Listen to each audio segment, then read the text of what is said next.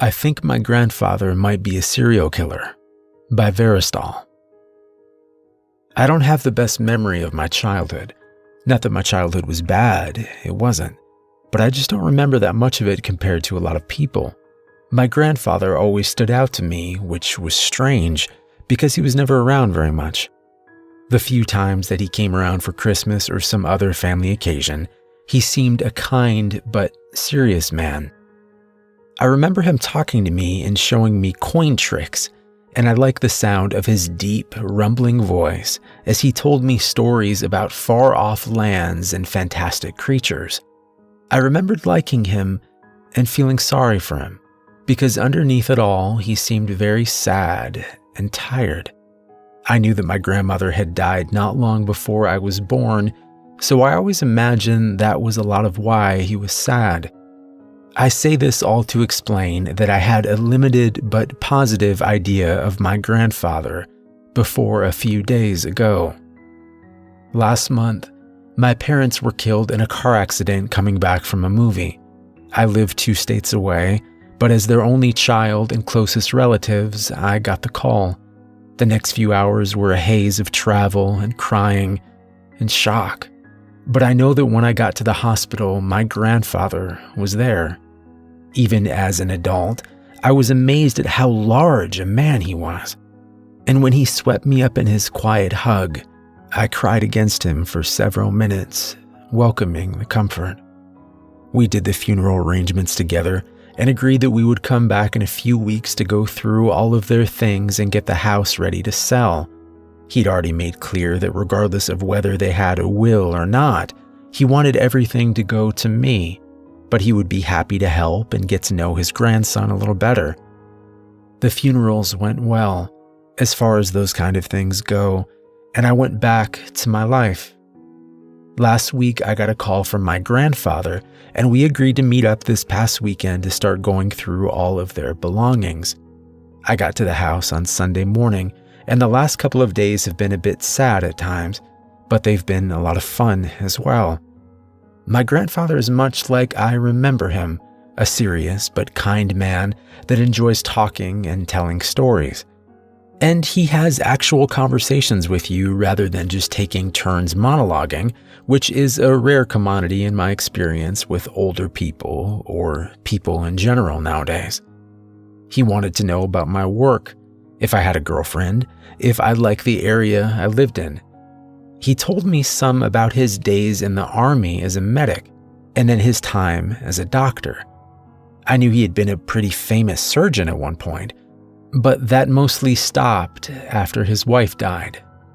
He still had a small practice and would sometimes publish academic articles, but he had saved much of the money from his early career as a surgeon, so he was comfortable enough financially that he could do what he wanted for the most part.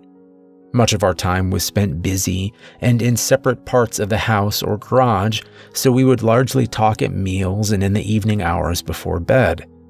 By the second night, we were more comfortable with each other, and that's when my grandfather started talking about his wife. Even now, some 30 years after her death, it was clear how much he loved her and missed her. He started off by telling a story that involved her only peripherally, but soon he was just telling things about her. Funny stories, tales that illustrated how smart or good she was, little sayings she used to have. It was sentimental, but it was so genuine and heartfelt that I wasn't uncomfortable. Seeing how much he loved her made me love both of them more. I had no sooner finished that thought when his expression turned darker, like a ship entering sudden storms. He started talking about how she was taken from him, how that man, that thing, had killed her. I just listened, but internally I was wondering where all this was coming from. As far as I knew, my grandmother had been killed by a drunk driver. While that was terrible, he was making it sound like it was something else, like she had been intentionally murdered in some way. It was all pretty vague, but I could still see when he realized he was saying something more than he intended. He looked embarrassed and apologized for rambling on, making some passing remark about how he had become the old man at the mall that will talk for hours about nothing.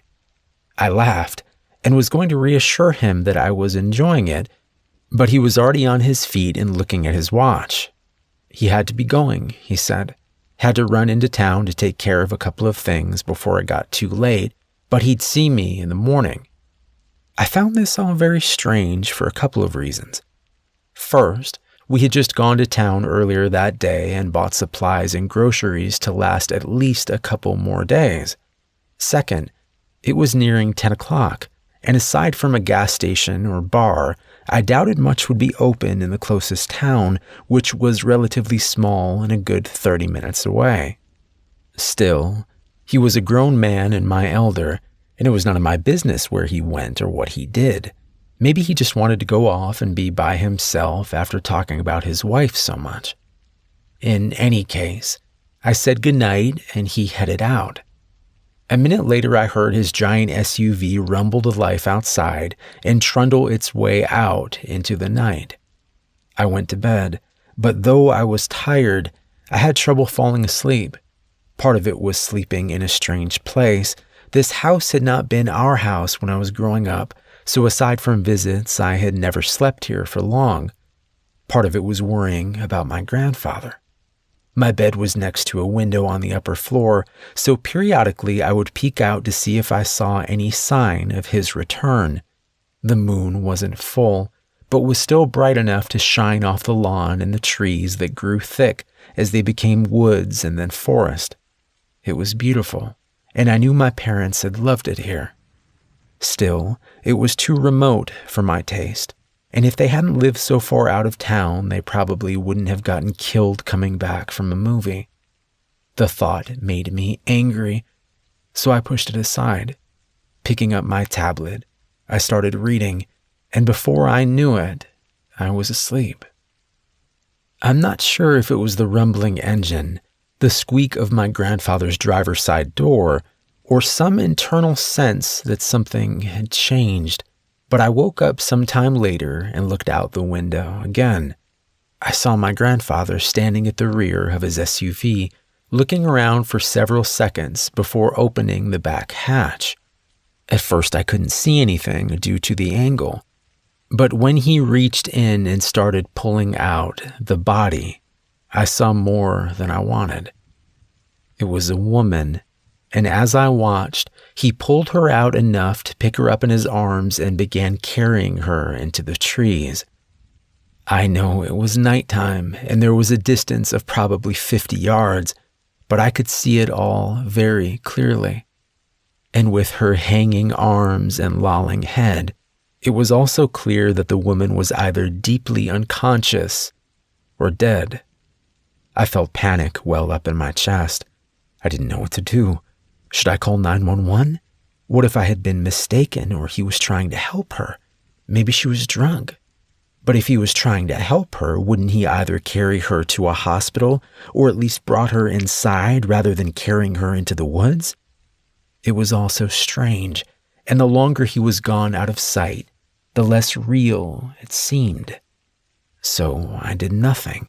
I sat by the window, looking out for a number of minutes, and then just when I was about to give up, he came back into view, empty-handed and picking his way between the trees as he approached the car.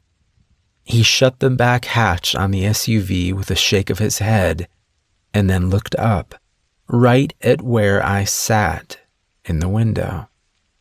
When I first saw the body, I had been careful to stay low and slightly back from the window, but time and shock had led to me paying less attention to how visible I was as I waited for him to return, and there was no doubt that he saw me now.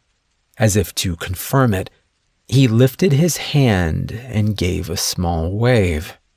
Feeling a strange combination of embarrassment and horror, I waved back. As I'm writing this, it's the next morning and I've spent the last several hours deciding what to do or say to him while listening out for the slightest creak of the floor or turn of the knob. He may not know I saw the woman, and I guess there could be some benign explanation, though that seems unlikely at this point. Either way, I hear and smell him cooking breakfast, and he's going to be knocking on my door soon. I love my grandfather, but I don't trust him. Not anymore. I think I'm going to try to talk to him, but at the first sign of trouble, I'm out the door. If I have more to report and am able to do so, I'll write again soon. I left off while I was still upstairs trying to decide what to do. I had considered just waiting for my grandfather to come up and get me for breakfast, but the idea of him in the doorway of the only exit from the room made me very nervous. I wound up just getting dressed, putting my keys and wallet in one pocket and a small folding knife in the other, and heading downstairs. He was still at the stove when I entered the kitchen, and despite my fear, I could feel my stomach grumble at the smell of eggs, bacon, and coffee that permeated the air. Not that I could trust eating any of it, but my stomach wasn't concerned with trivial matters like rat poison and antifreeze. He turned and gave me a nod as I made my way to the table. "Good morning. I was going to come up and get you in a few minutes. Hope you're hungry." "Nah, not too much," I lied. "My stomach has been weird this morning, so I think I'm going to have to wait. Smells great, though." I sat down in a chair where I could face him and reach the door outside or the living room quickly if things went south. He nodded his head and kept on poking at the eggs. "Well, that's a shame, but it'll be here for you if you feel up to it a bit later." He set the pan of eggs on an unlit burner and turned to face me, his expression slightly concerned. "Don't think you're getting sick, do you?" I shook my head, weighing different lies and excuses, but finally I decided this was as good of an opportunity as I was going to get to broach the topic of what I had seen the night before. I've just been a bit worried since last night. I saw you when you came back last night." My grandfather was nodding already, but I pushed on. "I saw all of it, not just when you came back from the woods. I saw the woman you had." His expression didn't change at first, but after turning off the stove and taking a seat across the table from me, I saw a mixture of worry and sadness on his face. "I thought you most likely had, and I know how something like that must look. I didn't want to frighten you by approaching you about it, and if I'm honest, I was hoping you had missed the first part. Not the way I wanted you to find out about all this." He rubbed his mouth and gave a nervous smile. "Still, I was half afraid you'd be gone when I got up this morning, or that there'd be police out there. I know you can't trust me right now, but giving me the chance to explain means a lot to me." I nodded. His words were said in an even and reasonable tone, but I couldn't help but feel a dull dread growing in my stomach. A part of me had hoped he would deny everything and convince me it was a dream or a mistake. Instead, he was confirming that it happened, and I'd be lying if I said he wasn't intimidating even in his kindest moments. He was very intelligent and half a foot taller than me, and the last couple of days had been proof enough that age had slowed him very little. Last night he had carried that woman without any signs of real effort, carried her lifeless body out into the dark, come back to me. I know this is frightening. I can tell you that you have no reason to be afraid of me, but how much is that worth right now? Very little, I suspect. So let me explain as best I can. All I ask is that you listen to the entire thing, and if at the end of it, if you want to call the police or leave or whatever you think is best, I will fully cooperate. But I need you to hear the entire thing, because some of it is going to sound very strange at first. Okay? I leaned back in my chair, my head pounding. This was the point where I had to make a decision to give him a chance or not, whether to risk myself even more or not. On the one hand, I could run and call the cops. On the other, I could hear him out, and in theory, still do that if I didn't like or believe what he told me. Still, where did we put the tape? When he raised an eyebrow, I shrugged. I'll hear you out, but I want you taped to that chair before we start. I can't risk this being a trick or you deciding it's not going your way and you want to attack me. I could see the hurt in his eyes, but I pushed past it. I want to believe you, to trust you, but you know it's the smart thing to do on my end. He nodded. It is. I'm proud of you for thinking of it. I just hate it comes to that.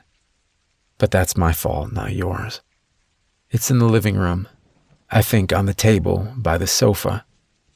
Standing up slowly, I backed into the living room and grabbed the tape, fearful for the 5 seconds he was out of sight. But he was waiting in the same spot when I came back in, and he sat still while I put layers of tape around his chest and arms, securing him firmly to the back of the wooden chair he sat in. Pausing for a moment to consider, I then wrapped the remaining tape around his ankles and the front chair legs just to be safe. The job done, I asked him if he was comfortable enough. When he said he was, I sat back down across from him, my hands sweaty and slightly shaking as I tried to give him a comforting smile. Sorry, again, but I'm ready to hear everything you want to tell me. My grandfather looked off in the distance for a moment before focusing his dark blue eyes on me. Your mama told you that my wife died in a car wreck. A drunk driver, right? I nodded. Yeah, she said she was killed going to visit you at the hospital. You had been working on a patient for hours and she was bringing you some dinner. Dark anger flickered across his face, disappearing as he shook his head. Well, the last part was right. I had been working on a girl who had been shot in a hunting accident since early afternoon. The girl wound up living, but my sweet girl, your grandmother, she didn't get killed by a drunk driver. She was taken as she was getting out of her car at the hospital, brutalized and torn apart, with what was left of her being found in a field 10 miles away. His voice grew rough and crackled with emotion as he spoke.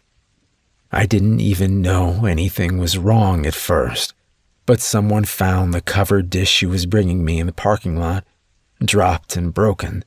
They figured out it was her car, and then they came to me. I had just finished the surgery an hour earlier, but still had another 5 hours on my shift. So I went to take a nap, thinking she would wake me up when she got there. Instead, it was one of the admins, asking if I had seen my wife that evening. He spread his hands out on the table, long-fingered and steady even at his age. Staring at them, he continued, Your grandmother was a smart woman, a good woman. Sure, things were safer back then than they are now, but it wasn't like no one ever got hurt or killed. Even in a smaller town like we lived in, it happened. But she had no real enemies, and she was always careful when she traveled anywhere. My point is that no one would have easily gotten a jump on her. The police said at first that it could just be a misunderstanding, or she could have just decided to leave, as stupid as that sounded. I spent all night looking for her, terrified and half out of my mind. By the next morning, the police were there with me. It was just before noon when they found her body in that field. I made the mistake of going to the scene. I had told myself that I was used to blood, to everything a body could show, and that I owed it to her to see how she died. It was beyond anything I imagined. One arm and the opposite leg had been torn completely off, and her torso had been stretched to such a degree that, well, it didn't look like a person at all. And that was actually better, because it made it seem unreal. But then I saw her long, light brown hair. I'd always loved her hair so much, and even attached to the shattered ruin of her face, I knew it anywhere. It was remarkably clean compared to the rest, as though someone or something had taken great care not to mess up or soil that pretty hair. That thought is what broke me, I think. I don't remember much for the few days that followed. I know I was at her funeral, but I couldn't tell you anything about it. When I finally resurfaced from whatever stupor I was in, I was sitting at home with my brother and his wife. They were trying to keep me company. We were watching TV, I think. I wanted to scream at them, to yell and make them understand that this was all pointless now, that my life was over, that everything was over. So why were they trying to prolong things? Instead, I just told them that I appreciated their help and attention, but that I knew they needed to be getting back home and I needed time to myself. They wasted little time in packing and heading out. I spent the next day or so weighing various methods of suicide. I really had no interest in living in a world without her. I believe in God, and I think suicide is a shame and likely a sin when done for such selfish reasons. But I was to a point that I didn't care. I didn't care if I went to hell for it. I felt like I deserved it for letting this happen to her. But this led me down the path of dwelling on what had happened to her and what had caused it. Who had caused it? I set aside my idea of pills and ropes and self-inflicted gunshot wounds, got a shower and a shave, and I went down to the police station. Over the next few weeks, I continued to harass and harangue them, pushing them to do more while understanding there was little likely more they could do. They had looked for witnesses. There were none. They had looked for evidence of how the attack was committed and had only come up with injuries caused by indeterminate blunt and serrated objects. There were no cameras at the hospital until 3 years later, and this was before the age of cell phones to track. After bullying them with a threatened lawsuit, I obtained copies of all their photos and reports. I pored through them but found little more of note. The parking lot was paved, so there were no tire tracks to follow, and no tire or shoe tracks had been found near the field where she was killed. Something about the parking lot stuck out to me, but I wasn't sure what it was at first. After 2 days of looking at everything, it hit me. The hospital had a separate parking lot for doctors and surgical staff that was blocked by a mechanical arm and a keypad. Rebecca had the passcode, so she had parked there when she was taken. The parking lot was on the far rear of the hospital, not visible from the road and without any hospital roads or paths that would make it a thoroughfare for a casual passerby. What were the odds that someone had just happened upon her as they went by, or decided to wait in a relatively small and quiet parking lot for hours until they had a chance to snatch someone? I decided it seemed unlikely. In retrospect, I know it was certainly possible I could have been wrong, but at the time I needed answers, and I decided focusing on someone who worked in the hospital and or had access to the parking lot like my wife was the best course of action. Among all the complaints I might have had about the investigation of Rebecca's murder, I would never have made it farther without them. One of the detectives had pulled a tissue sample from under her fingernails and had sent it to be tested if they ever got something to compare it to. Understand this was 1986 and DNA testing was brand new. It wasn't even an option at the state crime labs at the time, and the likelihood of that sample ever being of use was small to none. But I still had to actually file a lawsuit to get the sample back so I could send it to Daniel Church, a friend of mine from med school that had gone on to work at one of the foremost labs for DNA in the country. He couldn't do tests for me officially, but he knew what I was going through and agreed to help as much as he could in an unofficial capacity. The main thing that he needed was viable samples from a suspect for comparison. Fortunately, that was the easy part.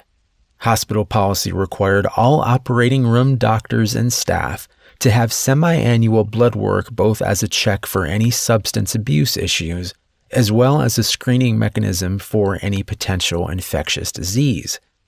After testing, the remainder of those samples were stored until the next round of tests 6 months later. The tests weren't all done at once, of course, but at any given time there were 23 samples cooling in a fridge in the serology lab. So I pulled some from each of them and sent them to church. He called me 2 days later, his tone grave. He asked where I'd gotten so many samples so quickly, and what I was getting him into. I told him I wasn't getting him into anything. At most, he was running some DNA tests with no indication of who was being tested or why. And if anyone ever asked me, I hadn't seen or heard of him since we graduated 15 years earlier. I could tell he was still troubled, but after a long silence, he agreed to run the test. The next 5 weeks were excruciating. DNA testing was much slower back then, and I understood he was having to go slower than normal to do it in a clandestine manner. Still, every day I was constantly waiting for the phone to ring, and when it finally did, I could hardly hear church over the frantic thudding of my own heart. I asked him to repeat what he had said. The tissue you first sent is a match to sample 17. It's from that person or their identical twin. I thanked him and hung up the phone. I had sent him numbers instead of names on the samples, but I knew whose was whose by heart at this point.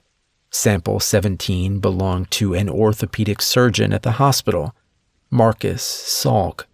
He was a chubby, middle-aged man that was always telling jokes and had a reputation as a good doctor. I didn't know him well, but I had always gotten along with him fine. Why would he do this? My first urge was to find him and torture him until he told me why. I could feel my rage building as the information soaked in, my mind racing to dissect any interaction we had ever had, any scrap of knowledge I had about him. I thought that he had come to the hospital about 5 years earlier, was unmarried, had a cat maybe. I realized how little I knew and how I needed to learn more before I committed to an act and either hurt the wrong person or gave them an unintentional means of escape. That's when I began studying Marcus Salk. I weighed my options for learning more about Salk. Trying to become closer to him personally was too risky, because if he was actually the man who killed your grandmother Rebecca, he would be looking at me closely for any signs that I suspected him. I was never an overly social person to begin with, so suddenly trying to buddy up to him would stand out, and I also didn't want to be tied any closer to a person that may soon go missing. Because even at that early stage, I was resolved that when I was sure who took Rebecca from me, I would kill them. In some ways, my lack of equivocation on that point made things easier to plan, but it also meant I had to be extra careful. For instance, using a private investigator to tail him was out. I couldn't have a third party knowing about my interest in Salk, not even Daniel Church at his name, and his involvement was a necessary evil. Also, what if the PI saw Salk doing something illegal and called the police? I understand how that sounds, but you need to remember that I had no idea what his motive was if he was the killer. Was it an isolated incident or part of something more? The brutality in the transporting of the body to the field pointed towards someone who had possibly killed before, but the inherent risk in taking someone from the place you work, even in a small and isolated parking lot like that, made me wonder if he was either an amateur or at very least impulsive. Also, being honest, I didn't want anyone between me and the person that took her away. That left watching him myself. While I was no expert, I knew I would need 3 basic things: opportunity, ability to observe, and concealment. For opportunity, I slowly shifted my work schedule at the hospital to mirror that of Salt for the most part. This had to be done over the course of a month so I didn't arouse suspicion. Even then, it wasn't perfect, as I would be on call at times and I couldn't watch him constantly in even the best of circumstances. Still, I managed to develop a routine of watching him over 40 hours a week, which was the best I could manage by myself. As far as ability to observe, I bought the best binoculars and parabolic mic I could afford, along with some tools for getting into places if I needed to. Planning ahead, I also bought a .45 pistol, 5 bundles of rope and 3 rolls of tape, 2 knives, and a stun gun. I wasn't planning to act yet, but I wanted to be prepared just in case. Obviously, I had to get these items over time and with cash only. Concealment was simpler but more expensive. I bought 2 older model cars that were cheap, reliable, and common. I had to look at the number of cars before I found 2 that had no distinctive damage, trim, or color combination that also weren't likely to break down on me. I then found 4 places to park them where they wouldn't be towed so long as they didn't stay in one spot more than a few days. As long as I rotated them a couple of times a week, everything was fine. I considered disguises, but I saw too many pitfalls. If I got pulled over, it would look suspicious. If Salk saw and recognized me in some getup, it would alert him right away when coincidence might explain us intersecting otherwise. I also wanted to keep up with any similar killings that might have occurred, and this was before the World Wide Web, so that meant newspapers. I got a dozen subscriptions from a roughly 500-mile radius around and began pouring through them looking for murders and disappearances. By the time everything was in place, 2 months had passed from when I got the DNA results. The first night I set up down the street from Salk's house, I felt a stir of excitement mixed with my constant sadness and rage. The preparations of the last few weeks had preoccupied my thoughts somewhat, but it had done nothing to ease my sorrow or cool my anger. Sitting in the shadows on that quiet neighborhood street, I strained at every sound and movement like a racehorse waiting for the gate to drop. Just let me have something to confirm what this man had done so I could set to tearing him apart. But of course nothing happened that first night or the nights that followed. I would trail him from his home to the store, to the movies, to a coffee shop, where a bored girl 20 years younger than him tried to gamely fend off his awkward flirtations.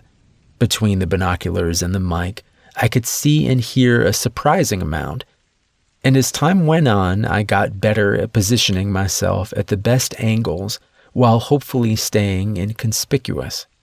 3 weeks in, and I felt like I knew Salk fairly well. He seemed to be a lonely but harmless man that did nothing out of the ordinary. But, of course, that was outside Salk.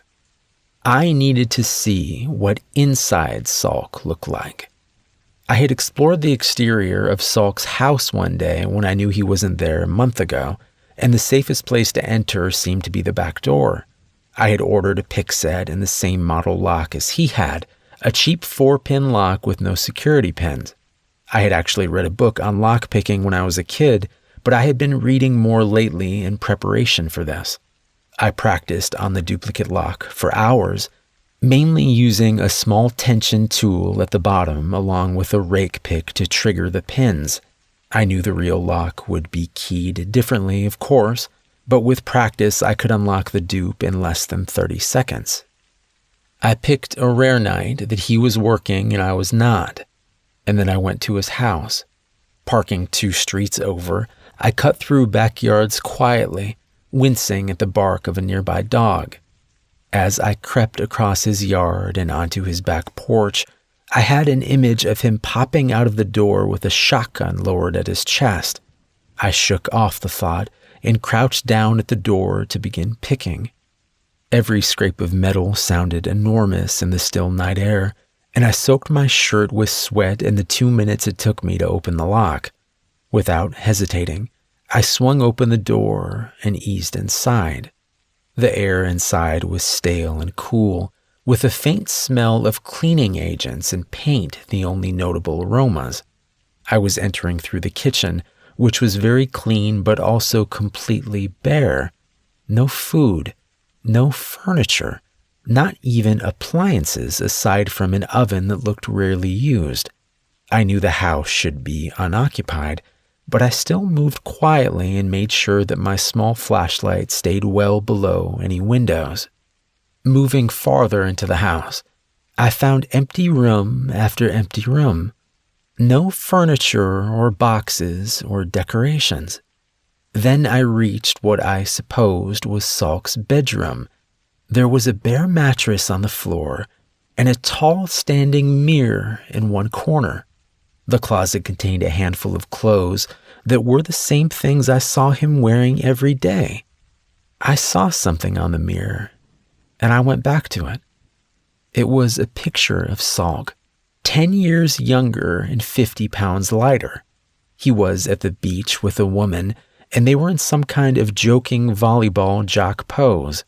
He looked like he was really happy in the picture, and it lit his... I heard the front door click and froze. It was unlikely it could be anyone other than him, and regardless, I didn't need to be caught in his house. I went to the second closet in the room, fearing I would find it full with items he regularly used. Thankfully, it was empty, and I eased the door closed a moment before he entered.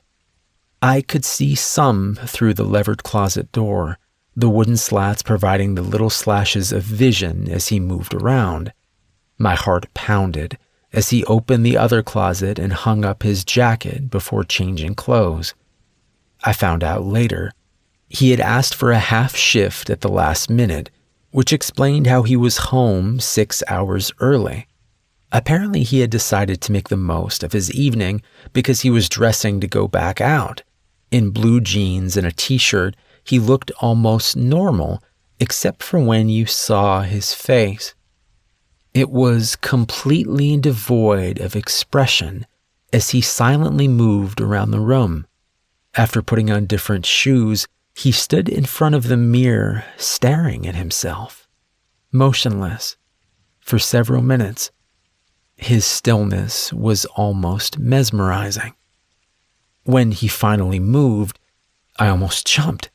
He was reaching for the picture, holding it closer and studying it before studying his own face again. His eyes went back and forth, as a facsimile of the smile in the picture took form on his face. Watching the expression slow birth across his lips was weirdly grotesque, but worse was the realization that came with it. He was practicing. He was practicing how he should look when he smiled. As I watched Salk study himself in the mirror, I kept waiting for some sign he knew I was there, a glance in my direction or some indication he was preparing for a fight. But there was none. He continued to practice smiling for a few more moments, and then he replaced the photo on the mirror and left the room. When I heard the front door open and shut again, I assumed he'd left. But even after I strained and heard what sounded like his car cranking up and driving off outside, I waited a couple of minutes before easing open the closet door. I was tight with tension, with every creak of the floor sounding like a gunshot in my ears. I crept to the back door, constantly looking around for some sign that Salk had silently doubled back to trick me into thinking he had left. But no. He seemed to truly be gone. Peeking out the back door window, I made my way out onto the back porch and across his yard.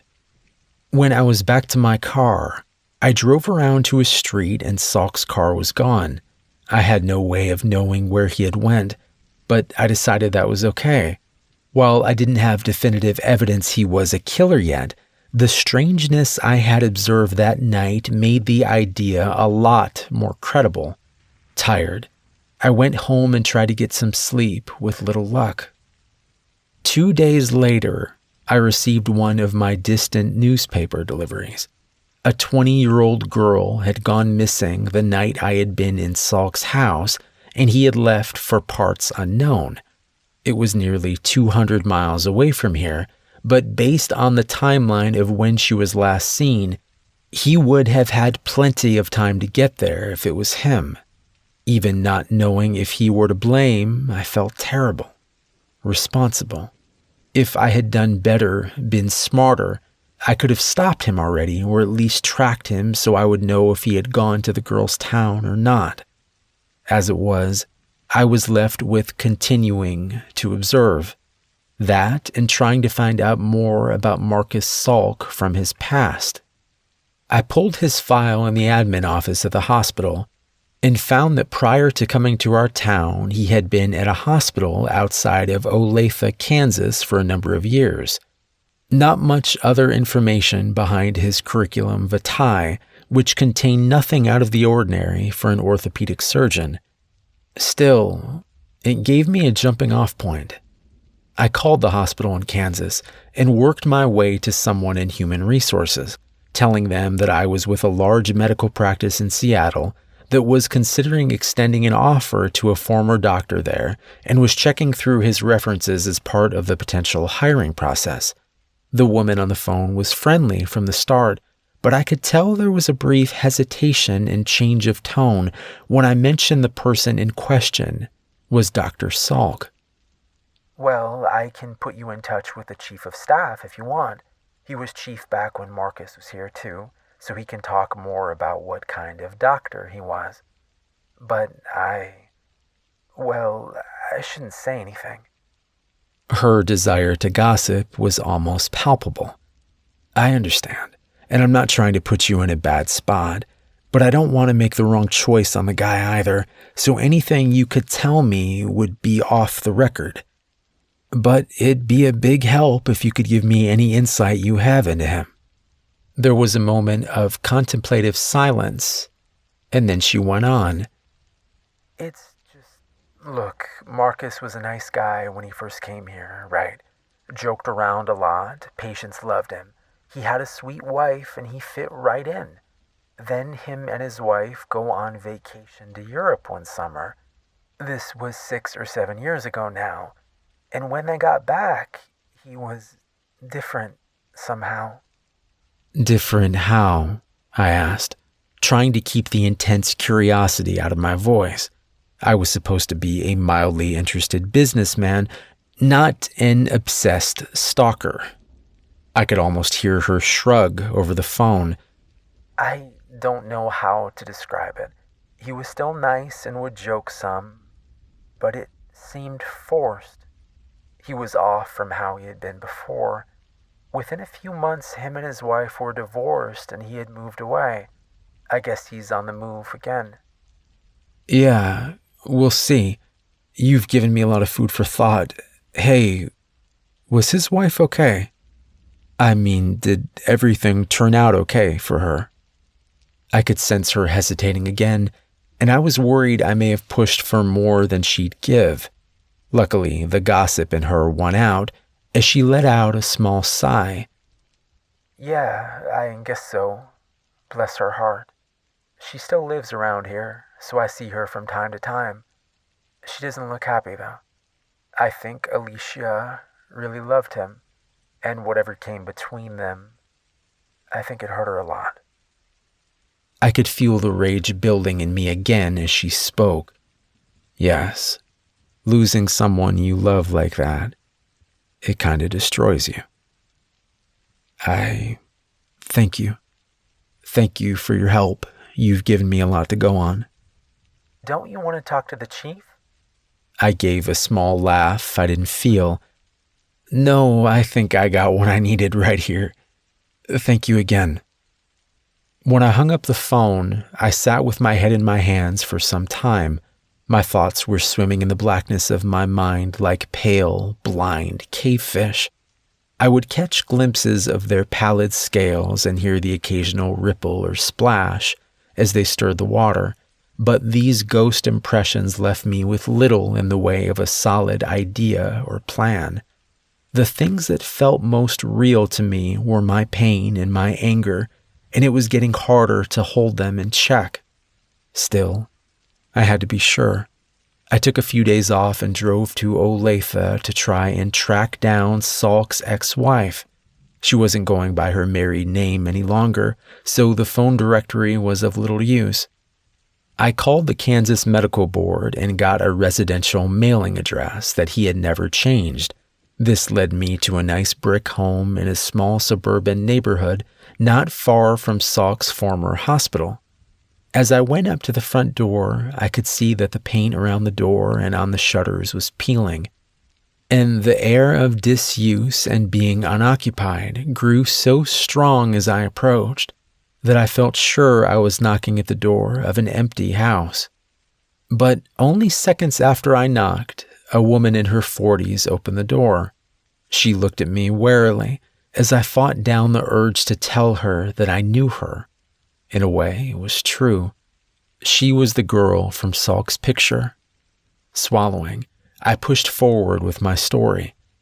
"Hi, ma'am. My name is Peter Elliott. I was hoping I could ask you a few questions about your former husband."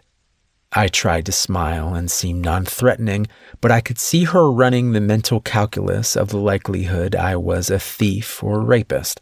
After studying me farther, she nodded and stepped aside. "Come on in, I guess. Is Marcus in some kind of trouble?" We stepped into a foyer cluttered with stacks of books and magazines, and as we spoke, she led me down a path to a living room that was even more filled with rows after rows of books. I gestured around. "You've got quite the collection." She had moved a stack of newspapers off a worn-looking sofa and gestured for me to sit down. She shrugged, looking disconsolate. "I think I slipped from being a collector to a hoarder about 2 years ago. I need to clear all this junk out."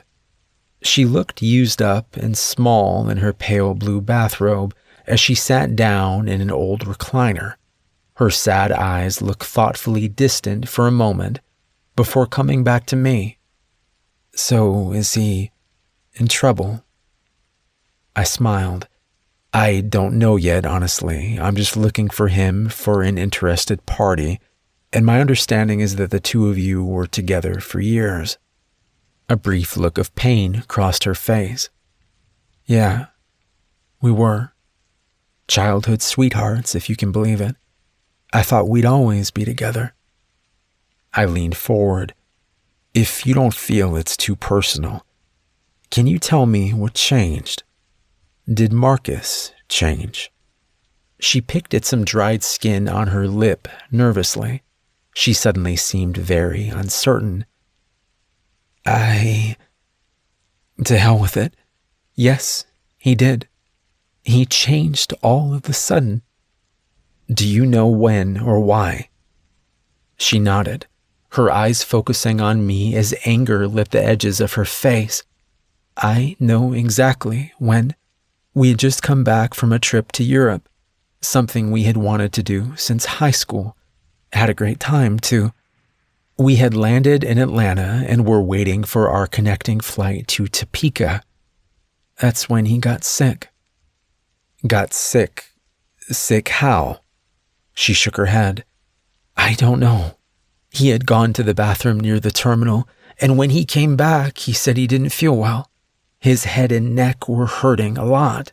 He felt nauseous. By the time we landed in Kansas, he said that it had passed, but..." She sighed. "This is pointless. You won't believe anything I'm going to tell you anyway." I grimaced slightly. "I will. Please.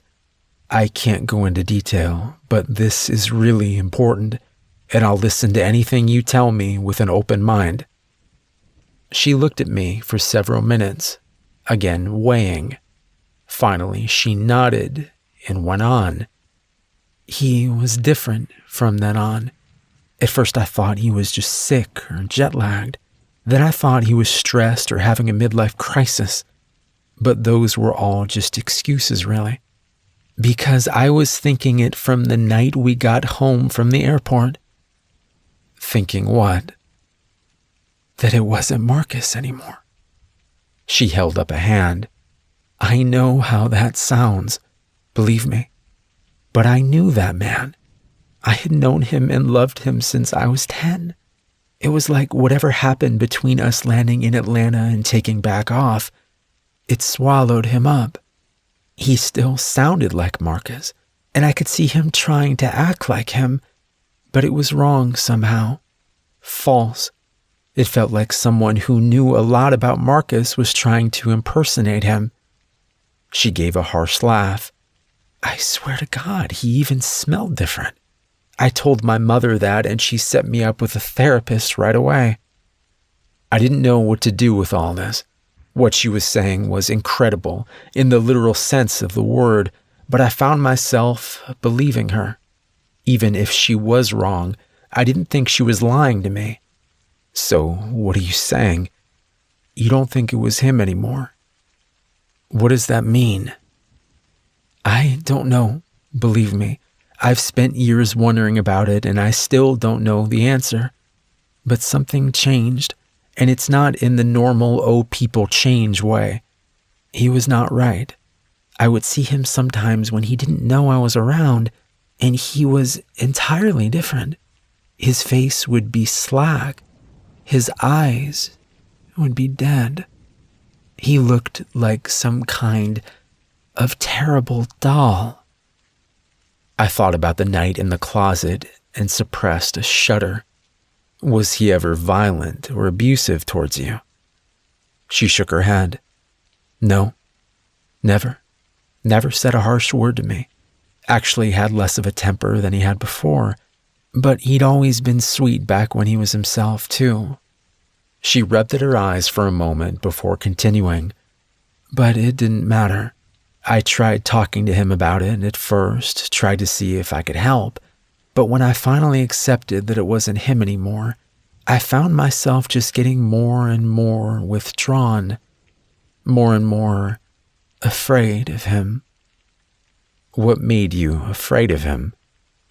She stood up, jamming her hands in her pockets of her robe as she began to pace around the open patches of floor in the room.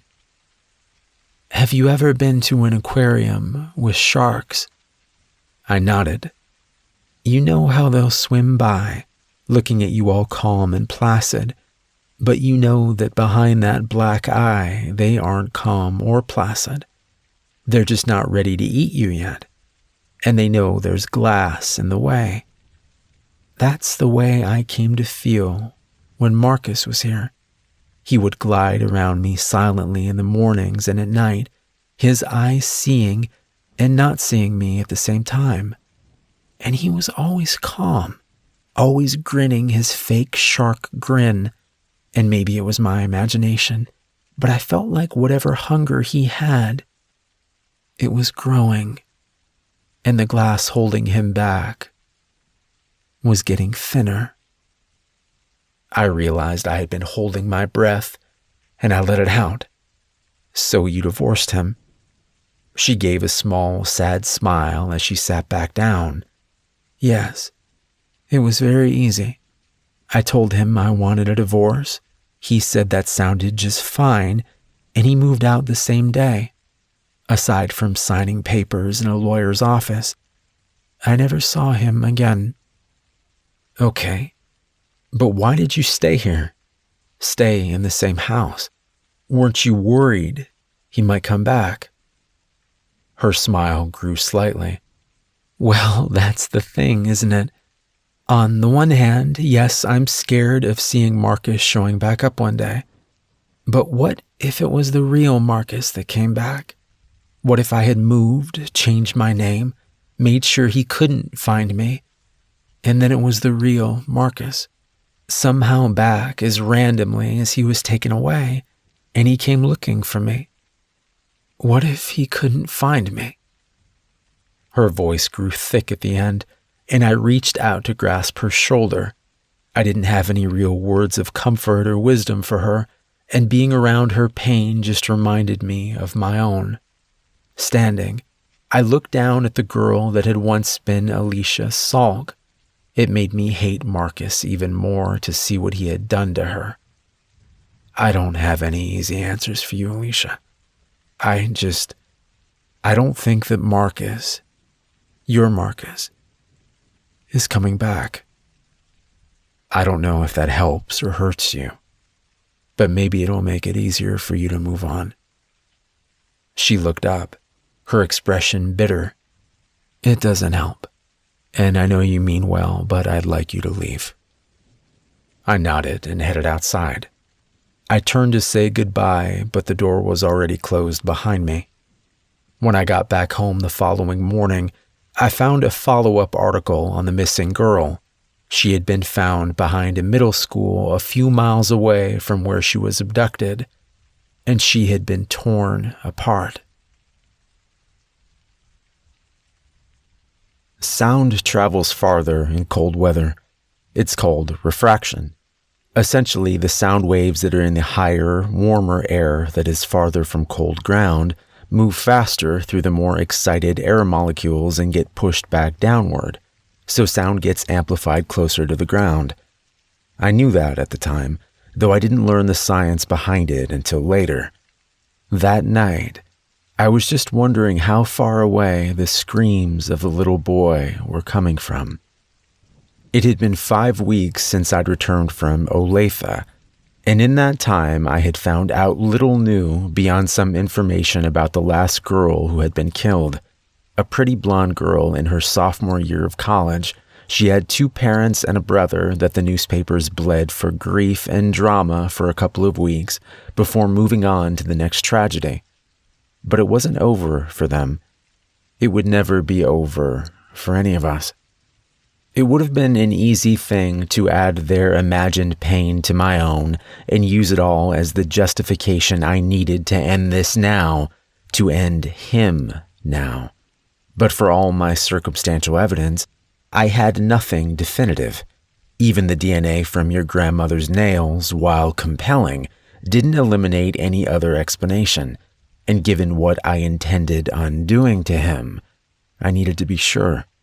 I had stayed busy in the intervening weeks, both in surveilling Salk and my work, as well as in more fully preparing for when I finally took him, if it came to that. I purchased, again, slowly and with great discretion, a variety of medical supplies and tools.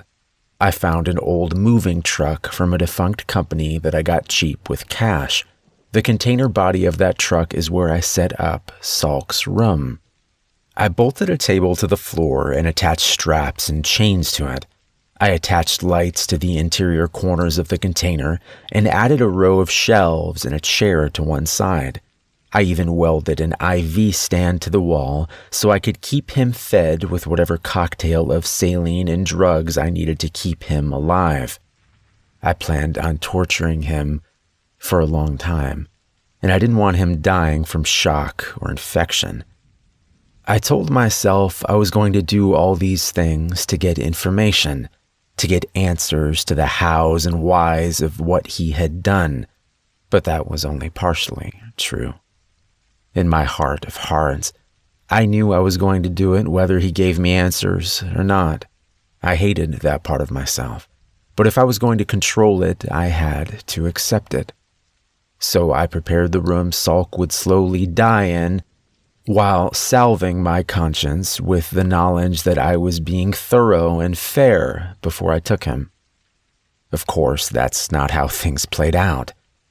One night, the night of the screams and so much more, I was watching Salk's house with the dull-eyed enthusiasm of a sentry who always guards the same post. I had been there for close to 8 hours and was close to packing it up to go get some rest when Salk suddenly came out of his house and got in his car. This was strange for him. It was nearly 8 in the evening, and he never left the house after 6 except for the time I had been in the closet, the night the girl was taken.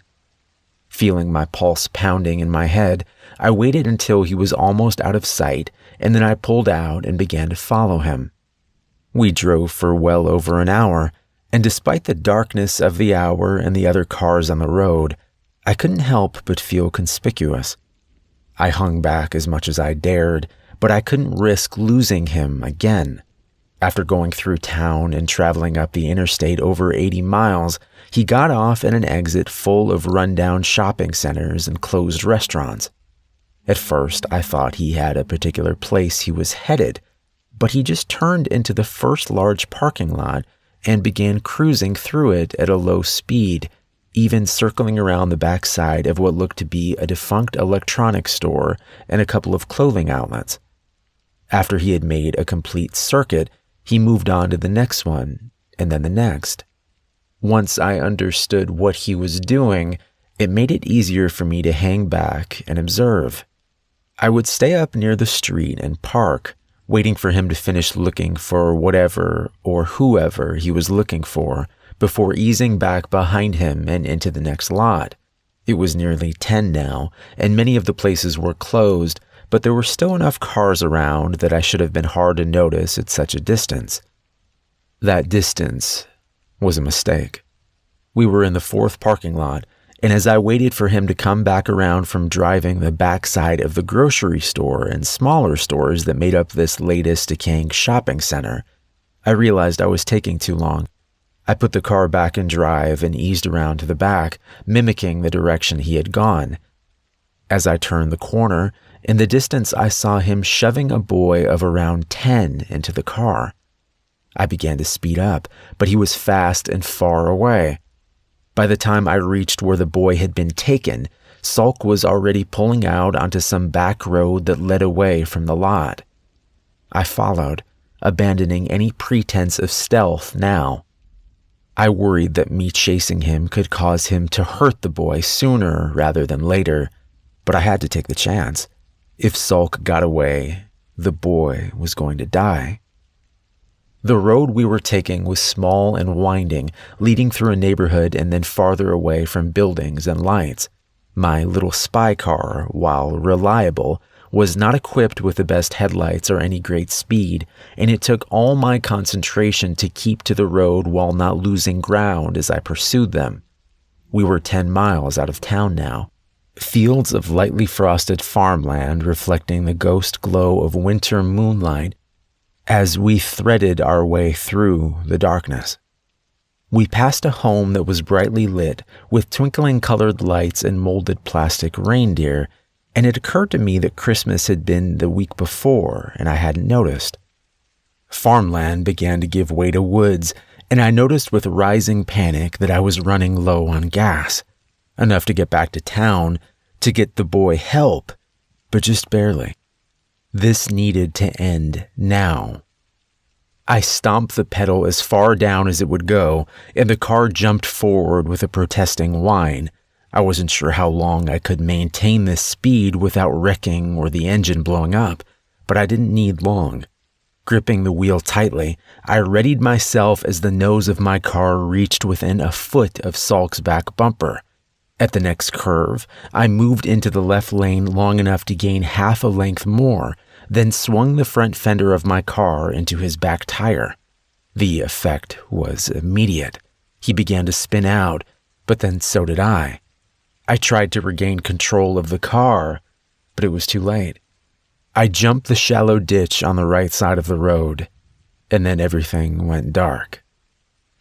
When I woke up, my car was somehow still running, its hood crumpled from going head-on into a medium-sized maple tree.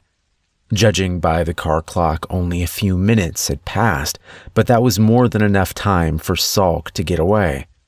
I tried to look out my window, but it was fogged up beyond any visibility, so I just opened the door and slowly got out. My head was swimmy, and I had a small gash where I'd hit my head on the steering wheel, but otherwise I seemed okay.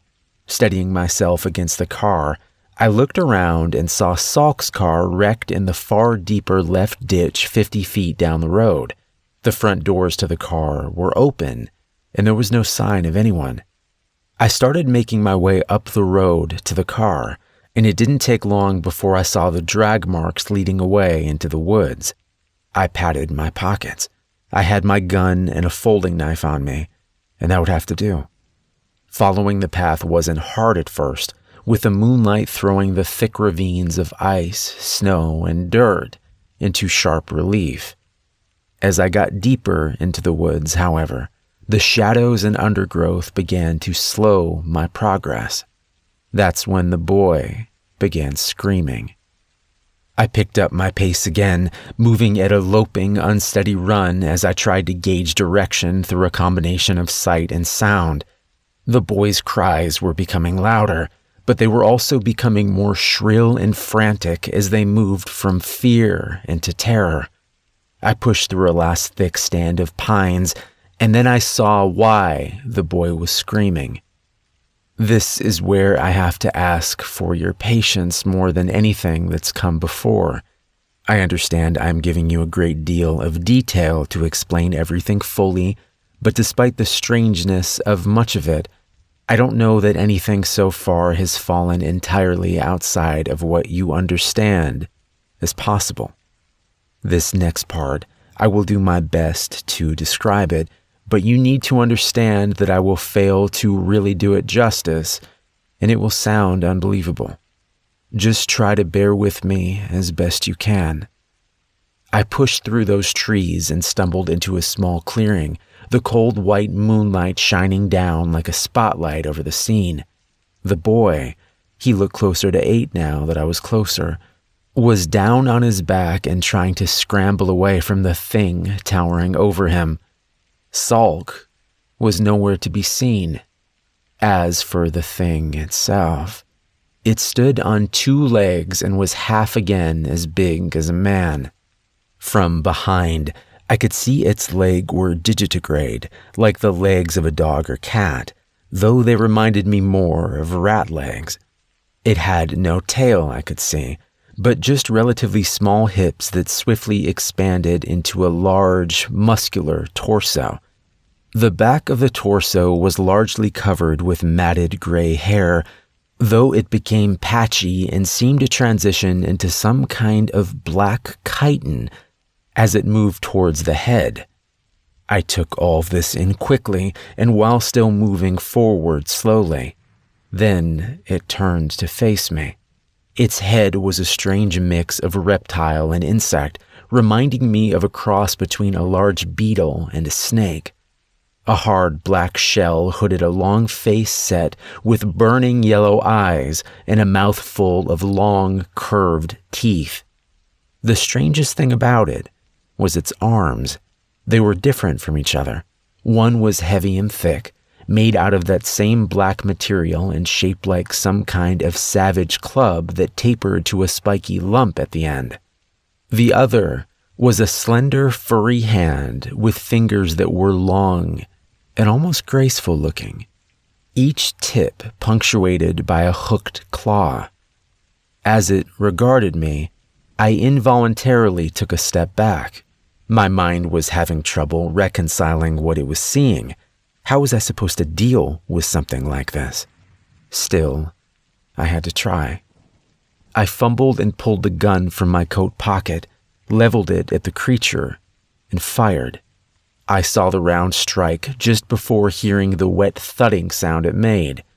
The creature seemed unfazed. I fired again and again.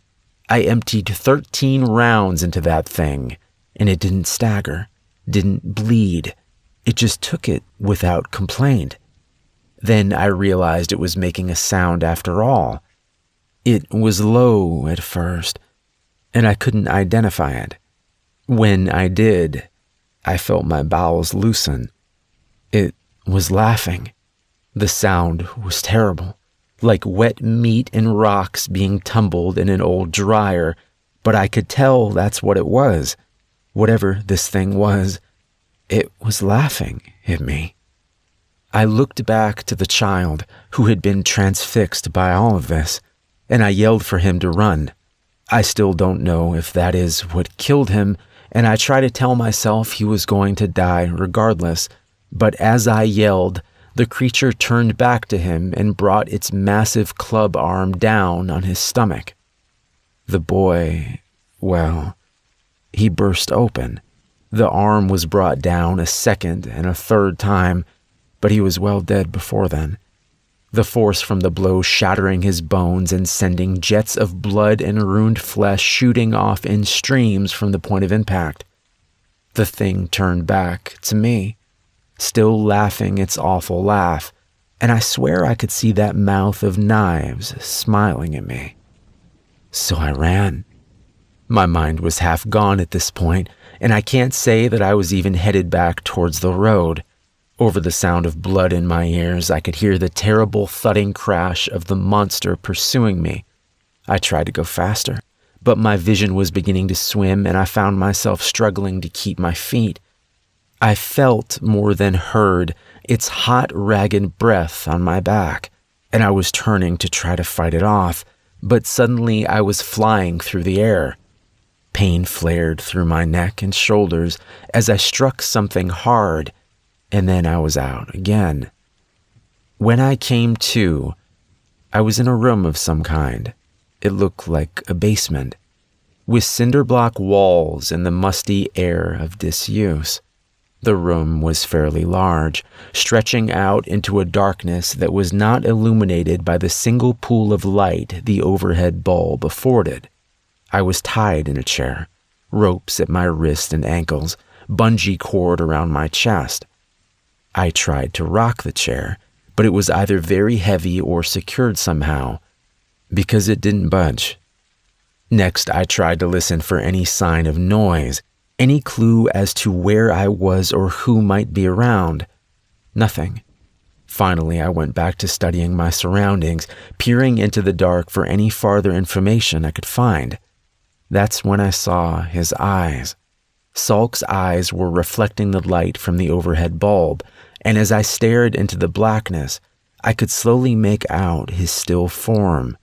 He said nothing, but after another few seconds of studying me, he stepped forward into the light, his eyes still fixed upon me. He was smiling, and it looked very genuine. The reason you're alive, in case you were wondering, is I need to know what you know and who you've told. Salk's voice had lost any forced jocularity that I was used to hearing the times we intersected at the hospital. He stood in front of me, hands on his waist and the unpleasant smile still on his lips, as though he was getting ready to punish an unruly child and savored the idea. I understand you can lie, and I understand that torture is not foolproof. But I have to try, don't I? I looked up at him, fear and rage warring in my heart. I know you're a murderer. I know you killed Rebecca. Salk gave me a fake wince as I said her name. Yeah, that was not my best choice. I knew that taking someone from where I worked was risky. But I needed someone, and she was just there, like a gift. It was easy at the time, but hindsight is a bitch. If I had known you were going to be a super sleuth, I would have tried to hold off. He smiled again, and I was reminded of Alicia comparing him to a shark. It was apt. But let's move past that. What do you really know? I felt my jaw clenching as anger won out. Go to hell. I've told you the only thing that's important. The expression fell off Salk's face like rotten meat off a bone. Dead-eyed and silent, he bent down and began pulling off my right shoe. I tried to struggle briefly, but I didn't budge. I needed to save my energy for when I could make it count. My left wrist seemed to be slightly looser. Salk reached back into the pool of darkness surrounding us, and I heard the sound of metal being dragged across concrete a moment before the hammer came into view. He brought the hammer up to my face for a moment, but he didn't ask another question. Instead, he brought the head of the hammer down on my right pinky toe with enough force to burst the flesh and pulverize the bone. I know I screamed, but I don't remember it. I was too concerned with the bomb going off in my head as the pain reached my brain. I felt myself slip towards blackness and then back out again. My head was spinning as I gasped for breath, and I realized I was flailing involuntarily, as though my body had decided it was time to escape regardless of any plan I might have. With great effort, I slowed my breathing and movement. It was hard to think about anything but the pain, but I had to try and hold on. I couldn't see my foot, but I could tell from the force in the spray of blood that had shot across the floor into the dark that the toe was crushed, if not torn off completely. That meant I would be slower if I had to run, but it might possibly make my foot easier to slip free if I didn't black out. Of course, that was always assuming he ever left me alone long enough for me to try before he had broken me too badly for it to matter. Salk was snapping his fingers in front of my face, his expression still blank, but his voice cold and angry. "Pay attention. This is your next chance. What else do you know?" I knew I needed to cooperate at least partially to minimize any danger and slow things down. Through clenched teeth, I muttered, "I know you give things to that monster to kill. Or you are a monster. I don't see how you could be, but who knows? That's what else I know." He nodded. "So you don't know much, it sounds like. If you're telling the truth, which you probably aren't, but still a good start." He suddenly slammed the hammer down again on my foot a bit farther in. My world exploded into red and black, and this time I heard myself screaming for a moment before I blacked out. When I came to, Salk was just standing there, arms by his side, bloody hammer in his left hand. His eyes rolled towards me when I opened mine, but he didn't move yet, just stood there, statue-like, watching me for a while as I tried to get my thoughts together.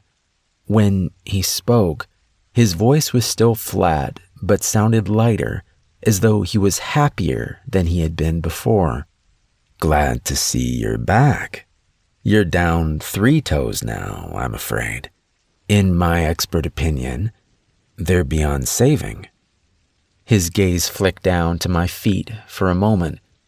2 of them are pretty much not there anymore, if I'm honest, but hopefully this is making my point. This is how much I hurt you when you cooperate. Imagine how much worse it'll be if you don't. I know how to break nearly every bone in your body without you dying from it quickly. And while I'm ill-equipped to keep you alive long-term here, I can certainly break you enough that the rot and infection that slowly kills you down in this hole will make this. He waved the hammer towards my feet like the scepter of a bored king. Seem like a pleasure. I was barely listening to what he was saying. I was too focused on trying not to look at his bloody finger. I had been watching him closely since I first woke here, and I hadn't seen any signs of him being faster or stronger than I would expect. If he typically hid some preternatural strength or agility, it seemed unlikely he would hide it now, particularly when he was trying so hard to frighten me. But it wasn't much hope by itself. Even normal Marcus Salk was perfectly capable of torturing and killing me as he was, to say nothing of that monster I had seen, whether it was tied to Salk or somehow sprang from the man himself. But then, when I woke up, as he gave his best intimidating monologue and waved his hammer around, I saw it. His right index finger was bleeding. That was the hand he was using to hold my foot when he hit it. That told me 2 things. First, he wasn't especially coordinated. Second, he could still be hurt. Ready to answer my next question? His voice remained lifeless, but it still had that lighter, almost merry edge to it. He was enjoying himself. I nodded, making a point of moving slower and more warily than I felt. "Yes. Water, please." I rasped my voice as much as I could, which wasn't hard in my current condition. It was hard to see what Salk was thinking, his face an emotionless mask as he seemed to consider my request. I felt my heart sinking as several seconds seemed to pass. Then his eyes shifted up in what might have been a look of exasperation. "Fine. Be right back. Don't go anywhere." He turned around and moved into the dark. A door opened, and a light came on in the adjoining room. I could see much more of the basement now, including stairs at the far end that he had not taken. That meant there was water down here, and he would soon be back. I frantically began tugging at my left arm, ignoring the pain and protest of my wrist as I yanked and twisted with all my strength. I had been right. The rope on my left wrist had some play in it, but I wasn't sure it was enough. I started sawing the rope back and forth across my wrist quickly instead, and within a few seconds I saw blood beginning to well around the rope. At the same time, I was aware of the light turning back off in the adjacent room as Salk returned. After a frantic motion to smear the blood more thoroughly on the rope, I gave a last pull to free my wrist. I felt something pop in it, but the blood had provided enough lubrication that it slipped free just as Salk stepped back into the light. Good. Just in time. "Seriously?" His voice was still too strangely flat to convey sarcasm well, but he punctuated it by throwing the glass of water he had brought in my face. He sat the glass itself down on the floor and then bent forward, gripping my left arm roughly with his left hand as he began undoing the rope around the chair arm with his right. This is what I was waiting for. I knew he favored his left hand, and that he would favor it more with his right one injured. He could have come at me from the side and been totally safe, but he was arrogant, and he thought I was secure, harmless, and the stupid bastard had tied my chest with a bungee cord. An adult human male can bite down with over 200 pounds of pressure. Given the proper placement and force, it's more than enough to rip out the left internal and external carotid arteries in one bite. I had thought of the best angle if I got the chance, but I couldn't waste time trying to be perfect. In one movement, I leaned forward and down and then shot my face up into his neck, my mouth as wide as I could make it.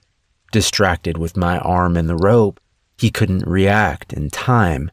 I clamped down, grinding my teeth together as I felt skin, muscle, and then tendons give way.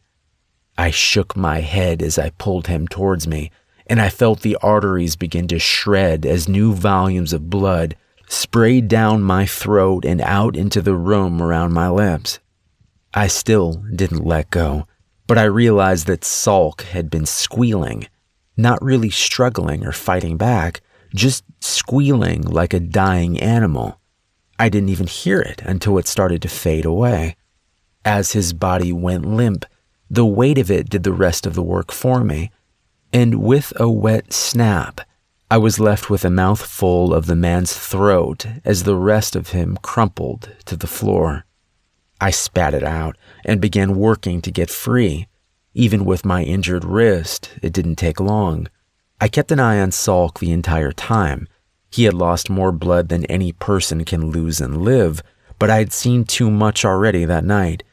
When I was free, I took the hammer and beat his head until there was very little left. When there was no question about him coming back, I began to explore the basement. The room next door was actually a full living space, with a cot, a small kitchenette, and a bathroom. I found some bandages and antiseptic, doing the best I could to protect my foot in the short term. Salk had been telling the truth. The last 2 toes on my right foot were gone. After I was done with first aid, I began looking for any information that Salk could have left behind, any clues about what was actually going on, what that creature was, but there was nothing that I could find. I felt my strength waning as the adrenaline started to wear off, so I got to work getting out of there. I quickly pilfered his pockets and found his keys as well as my own. Moving up the basement stairs, I found the door at the top was locked, but after a tense moment, I found the key on Salk's keyring. I tried to move quietly as I went upstairs, images of that terrible creature in the woods filling my head as I hobbled along. I was in a small ranch house, and when I opened the exterior door, I saw my battered little spy car outside. Apparently, Salk had been forced to take it when his was wrecked, and by some miracle it had actually made it this far. I hoped it could make it a bit farther. Standing in the doorway looking out, I saw I was out in the middle of nowhere. There was a dirt road leading away into the distance, but no sign of other lights from houses or cars. I could tell that the sky was starting to lighten as dawn approached, but it was of little comfort at this moment. Aside from the terrible pain, I also felt exposed in this strange place where anything could be lurking about. I quickly went back inside to spread around the contents of a gas can I had found in the basement, making sure to saturate anywhere I had traveled in Salk's body as I went. Going back outside, I tried my car and it cranked up with a groaning whine. So far, so good. I had actually forgotten to find something to light the gasoline in my addled state, but the cigarette lighter from the car and a scrounged up piece of paper from my floorboard did the trick, and in a few minutes I was driving away. Having no clue where I was, I saw the tracks on the dirt road seemed to show Salk had come from the right, so that's the direction I headed back in. Driving was awkward, as the car had no cruise control and I couldn't use my right foot to accelerate. Thankfully, it was an automatic, and while it wasn't comfortable, that inconvenience was the least of my worries. More troublesome was my consciousness, which was dipping in and out as I drove. Gritting my teeth, I bumped my right foot against the interior of the car lightly, the surge of pain making me groan but bringing me back for the moment. I had a panic thought and looked down at the gas gauge, remembering how low I had been before the wreck. Apparently, Salk had to stop and get gas to get me all the way out here, because now there was over half a tank. I had the unironic thought that it was a lucky break, and then I started crying. Not just a little, but blinding, body-racking sobs to the point that I had to pull over. I sat there in my dingy little spy car for some time weeping. Part of it was the physical and emotional toll of the last few hours, but most of it was because it was over. Salk was finally dead. And that night, as I sat tied to his chair and said that him killing Rebecca was the only thing that was important, I had meant it. The monster, the mystery, none of that mattered. He had taken my life from me, my sweet, wonderful baby, and now I had ended him. But while that was a relief in one way, it terrified me in another. For months I had been preoccupied with studying Salk, with preparing my revenge. Now that it was done, I found myself standing at the edge of my black despair, the ground weakening under my feet as the new reality set in. I had nothing left to do, nothing left to live for. Salk had taken my gun and knife, but there was still a box cutter in the glove compartment. I took it out and held it for a while, testing its feel in my palm and the accompanying idea in my mind. It was tempting, but I kept thinking of what Rebecca would want me to do, and of that terrified little boy in the moments before he died. I wasn't done. I couldn't even say whether or not killing Salk had killed the monster, or if it was still out there, and I hadn't come this far to quit on any of it, myself included. I cranked back up and drove on, hitting pavement and in a small town with a hospital nearly 3 hours from home. Hold up, I said, cutting my grandfather off mid-sentence. Just stop. He frowned and nodded. We had been sitting here for over 2 hours, and as the old man talked, I had felt my anxiety grow into a kind of strange, angry fear. I stood up and began pacing to try to rid myself of some of the nervous energy I had been accumulating. So, to summarize, you killed this guy Salk, who killed your wife, and he either was this terrible beetle rat monster thing, or he was working with him, Is that the short version? I realized I was yelling, but I didn't care. My grandfather opened his mouth to respond, but I talked over him. Okay, aside from the fact of how batshit crazy that is, let's just go with it for now. Let's even say that you did kill this Salt guy, who clearly couldn't be a monster because they don't exist, but that you were justified because he really did kill Grandma. I paused to take a breath, and seeing the abject sadness on his face, I forced a calmer tone. How does any of that explain what I saw last night? What you did to that woman? I was getting to it. There's a lot you still don't understand. I shook my head. No, what you're saying doesn't make sense. I get that you've been through a lot, I do, and maybe you can't see how crazy some of this stuff is. But if you really believe all this stuff, you need help. But I can't know what kind of help you need until I know what you've done. I tried to prepare myself for the question I had been dreading asking all morning. Grandpa, did you kill that woman? He met my gaze solemnly, looking older in that moment than I had ever seen him. I did. But again, there's more to it. I raised my hand. Sure, aside from Sulk and that woman, have you killed other people? He nodded, not even trying to explain farther at that point. How many? His eyes didn't leave mine. That woman makes 87.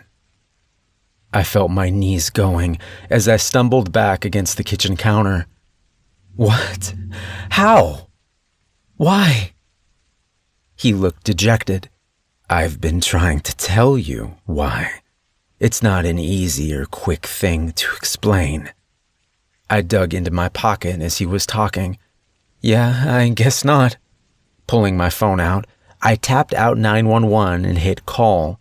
After a moment of silence, I heard it ring, and then a woman's voice was on the line. 911, what's your emergency?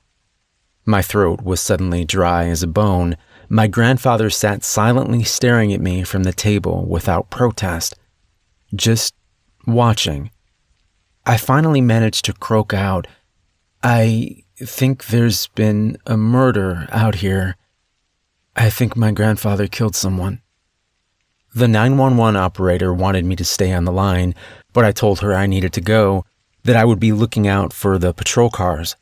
Hanging up my phone, I stuffed it back into my pocket and looked again at my grandfather, who still sat silently staring at me. Okay, this is your last chance, for real. They're on their way. You need to tell me what's going on right now before they get here. We can still fix this, or at least help it. I need to understand what you've done. He glanced at the clock up on the wall and then back at me. It's better we wait, actually.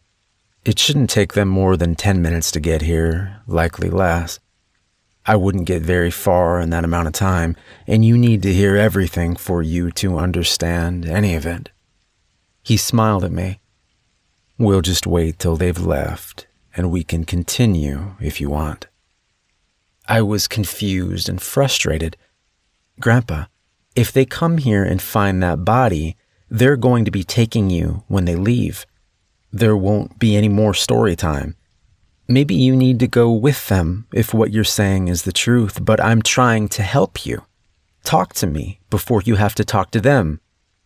He gave a laugh. I know you're doing what you think is best, Jason. I appreciate it. If I were in your shoes, I'd probably do the same thing. But don't worry about me. Everything is going to work out just fine. I wanted to protest more, but what was the point? Instead, I just stood by the counter, my gaze roaming between the window and the floor. I couldn't look at him anymore. I felt myself feeling more and more guilty and disquieted by his reaction to me calling the police, and I tried to stop second-guessing myself. I had done the reasonable thing after listening to hours of his insanity, and I needed to remember that. There they are. I looked up to see my grandfather looking out the window, and as I followed his gaze, I saw 3 sheriff's deputy cars pulling up outside. I went to the back door in the kitchen and opened it, calling for them to come around that way. They asked me to step outside and tell them what was going on, which I did, focusing most on the large mustached man who was doing most of the talking. "Hey, thank you for coming. My grandfather, I saw him last night moving a woman's body out of his car and carrying it into the woods. I talked to him about it this morning, and he was telling me all kinds of crazy stuff, and he admitted to killing that woman. I don't know what really happened, but I'm worried he's had some kind of break. He's close to 80, and he's still real sharp, but I broke off as the lead deputy raised his hand. "Hold up, son. Is this Dr. Barron we're talking about? He's your grandfather." I nodded. "Yeah, he is. He cut me off again. "Okay. Where is he now?" I wasn't sure what to make of his reaction, but I turned and pointed to the house. "He's in there. I've got him tied to a chair in the kitchen." When I turned back, the 2 backup deputies had guns drawn on me. Deputy Mustache pointed a finger in my face. "You stay here. Anyone else in there with him?" I shook my head in stunned silence. Glowering at me, he pulled his own gun and moved towards the door going into the kitchen. The 2 deputies outside guarded me like I was Hannibal Lecter, their eyes flicking nervously to each other as they waited. After several minutes, I heard footsteps and turned to see my grandfather coming out of the house in front of the deputy. He was smiling and talking with the other man in low tones. My stomach clenched as I noticed the deputy had put away his gun. What was going on? Mustache gestured to the other 2 deputies. "You can stow your guns for now, boys, but keep them ready. We've still got some things to sort out." He turned to me, his expression hard. "So your grandfather explained that he gave you a prescription for..." He pulled a brown pill bottle out of his pocket to read the label. "Clonazepam. Just 10 pills because you were having a lot of stress and trouble sleeping, what with being back at your deceased parents' home and all. Which is understandable." He had handed the bottle to my grandfather and now had his thumbs hooked in his gun belt. "What is less understandable is how come you tied him up all morning and are making up these crazy tales."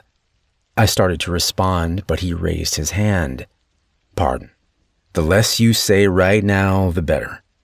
You listen instead. Your grandpa is a good man, a respected doctor. Ever since your parents moved to the area, he's made a point of coming around and helping out this community as he could, even though he lives hours away. And that's good for you," he said, pointing his finger at me again, "because he's convinced me to not lock you up today if you act right. He tells me that..." "What was that word?" My grandfather smiled.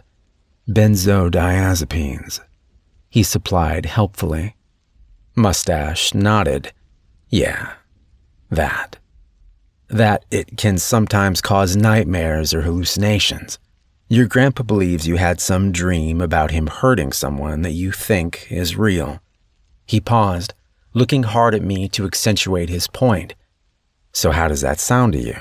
Does that sound better than you just went crazy and tied him up for no reason?" I tried to keep myself from yelling, "No, that doesn't sound good. I haven't taken any pills. He's lying." Deputy Mustache shook his head. "Sport. The problem there is I counted the pills and 2 are missing just like Dr. Barron said they would be. And that prescription is in your name." "Oh, that doesn't mean I took them, you idiot. I know what I saw. He carried a woman out into the woods. He admitted to me that he killed her." My grandfather stepped forward and headed off the deputy's angry response. "Look, it might help him accept that it was just the drug if you go ahead and look in the woods. Show him there's nothing there. I know it's a hassle, but..." Mustache was already nodding and smiling at him. No, doctor, it's fine. You feel up to coming with us?" "Sure thing. Jason, You want to lead the way?" My grandfather grinned and tipped me a wink. I led the deputies in the direction he had carried the woman, walking as far from my grandfather as I could. I kept imagining him suddenly attacking one of the deputies and getting his gun or bolting off into the woods, but he strolled along, as calm and pleasant as if we were on a midday stroll. I could tell the deputies were barely looking around, but honestly, there was very little to see. To their credit, they went along with me for close to 2 hours before I gave up. I don't think he could have carried her out farther than we went in the time he was gone the night before, and there was no trace of anything. As we headed back towards the house, my grandfather was suddenly beside me, patting me on the shoulder with his big, strong hand. I stifled a yelp and tried not to flinch away. Acting more crazy wasn't going to help anything at this point. "See?" he whispered to me. "I told you it would all be okay." 10 minutes later, the deputies were gone after making my grandfather promise he would call them if there was any more trouble. Any more trouble from me, the crazy druggie. As soon as they were out of sight, I turned on him. "How did you do that with the pills?" He looked a little sheepish, his hands in his trouser pockets as he shrugged. "It wasn't hard. I came up the day before you did. When I went into town, I ran across that woman at a gas station. From that encounter, I knew I would be hunting while I was here, so I went ahead and called in the prescription for you on the night voicemail of the pharmacy, so it wouldn't be filled until the day you arrived. When we went by the grocery store, I picked up the prescription and kept it tucked away in case I needed it. After last night, I moved it to a kitchen drawer so it'd be ready." "What? Ready for what? Why did you get the pills in the first place?" Now he looked slightly disappointed. "Well, for this. What we just did." He gestured around to where the deputies had been moments before. "It was a calculated risk that you might see or hear something if I took that woman while we were here, and I needed a way of explaining what you saw if you called the police. A bad dream from a drug side effect seemed a good solution." I began to pace, my fists clenched at my side. "Yeah, so you make me look crazy by planting drugs in the house." "Not crazy, just stressed and taking a legally prescribed medication that didn't sit well with you. Better than them thinking I'm some kind of serial killer." I stopped, turning to scream at him. "But you are a serial killer. 87 people? What do you think you are?" He shook his head.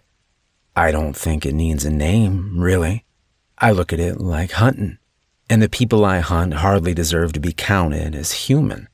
When I kill them, they're not even entirely human biologically, and they are certainly far removed from any moral or spiritual definition of the word. But serial killer? No, that term carries way too much baggage, and while technically correct in some ways, I think looking at me as a hunter is far more apt." I started to respond, but he continued. "Look at it this way. In some parts of the world, sometimes you have a lion or a bear go bad. They get a taste for people and they become a threat." He chuckled. "Well, a bigger threat than a normal lion or bear. So the local people have to get together and hunt the bad animal down because that animal is an anomaly. It's not natural. And by killing it, the people aren't just saving themselves, they're restoring balance." He gestured towards the woods where he had carried the woman. "These people I kill, they aren't really people anymore. There's a lot more I need to explain to you, but the short answer is they are unnatural, and they are tied to things terrible beyond your wildest dreams." Looking up at the sky, he took a deep breath. "Jason, I know this is all hard to believe, and I know you don't know me as well as you should. That's my fault. I tried to be a good father, but your mother was grown when Rebecca died, and to my shame, I was selfish in my grief. I isolated myself much of the time from her and your father. and from you. If I hadn't, you'd likely trust me more now." He looked back at me, his eyes glistening. But I was trying to do good. I still am trying to do good. And my hope is you'll come to see the value in it. If you can be patient and listen to all I have to say and see what I have to show you. I felt so tired. I wanted to believe him, but how could I? I didn't know what to say anymore. Finally, I muttered, "What are you going to show me? Where you hid that poor woman's body?" He shook his head, smiling ruefully. "Oh no, that woman's body doesn't exist anymore. Literally. At least not here." Noticing my confused expression, he waved his hand. "Sorry, getting ahead of things. Let me tell you about that woman, but after that, if you're willing, I need you to go with me on a little trip." The wind was picking up and I suppressed a shiver. Trip. To where? The afternoon sun was high in the sky, and shining down through the trees overhead, it left my grandfather dappled in shifting patches of light and shadow. He looked strange in the penumbra, both young and old, menacing and beneficent at the same time. I could see him grinning at me when he spoke. "To where I study them." Like I was telling you outside, I first ran into that woman you saw me toting into the woods at a gas station in town. That was the afternoon before you got here. Bear in mind I'm trying to focus in on the past few days and wait to tell you all the rest when I can show you things as well. But there are some things I need to explain as we go so it will make more sense. For instance, how I can tell an outsider, that's what I call them for reasons that will be clearer in time, from a normal person. When I bit out Salk's throat, I must have swallowed close to a quart of his blood in the process. I didn't think about it at the time, but it's the best explanation I have for what happened next. I went for nearly 2 months after killing him without reading about any strange murders or having any indication that the creature I had seen was still out in the world. I was starting to think that it was either truly over and some things would just remain a mystery, or at the very least my ability to intervene had ended with my lead on Salk. Then one day I was walking down a hallway at the hospital when I passed an old man. He appeared to be there visiting someone and was coming out from the downstairs cafeteria as I was about to go in. There was nothing remarkable about him at all, and as our eyes met at a distance, he gave me a polite nod and kept moving forward. But within 2 more steps of him, I was hit with a painful wave of nausea. My first thought was that I was just sick and the first symptoms were hitting, but then moments later I felt fine again, and I looked to see the man had moved past me by a little more than the distance that we had been when I first felt sick. I pondered it for a moment, and then decided to follow him. He had meandered into the nearby gift shop to peruse the handful of magazines and crossword puzzle books on offer amid the stuffed animals and overpriced snacks. I waited a few seconds and then entered behind him, careful to stay out of his line of sight. I edged closer.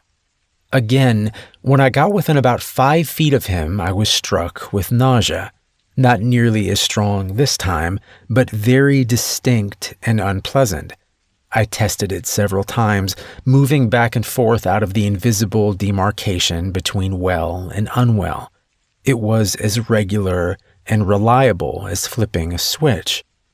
Something in Salk's blood had stayed with me and become a huge asset in my work.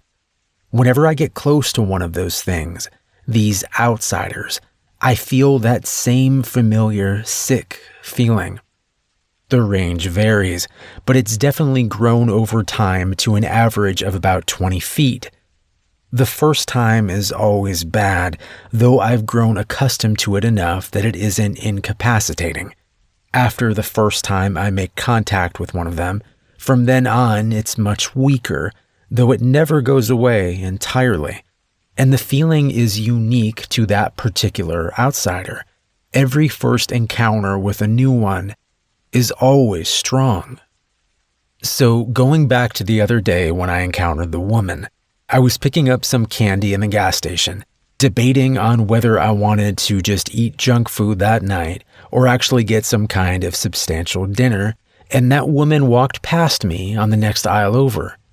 I knew right away what the feeling I got was, and the store was empty enough it was easy to tell where it was coming from. Of course, I didn't react in any way. I've been doing this for a long time, and I learned years ago to be careful you never tip your hand to one of them. Surprise is one of the few advantages we have, so it should never be squandered. Instead, I waited and listened. When she went up to the counter to pay for some kind of soft drink and chips, I heard the conversation between her and the cashier. They knew each other. Apparently went to church together. That meant she was local, so she would be easier to find later. As I pretended to look at a bag of chocolate-covered peanuts, I looked out the window to the only other customer car in the parking lot. It was a gold-colored sedan with some kind of back window decal I couldn't make out from that angle. I waited, hearing the cashier call the woman Susie as she said goodbye.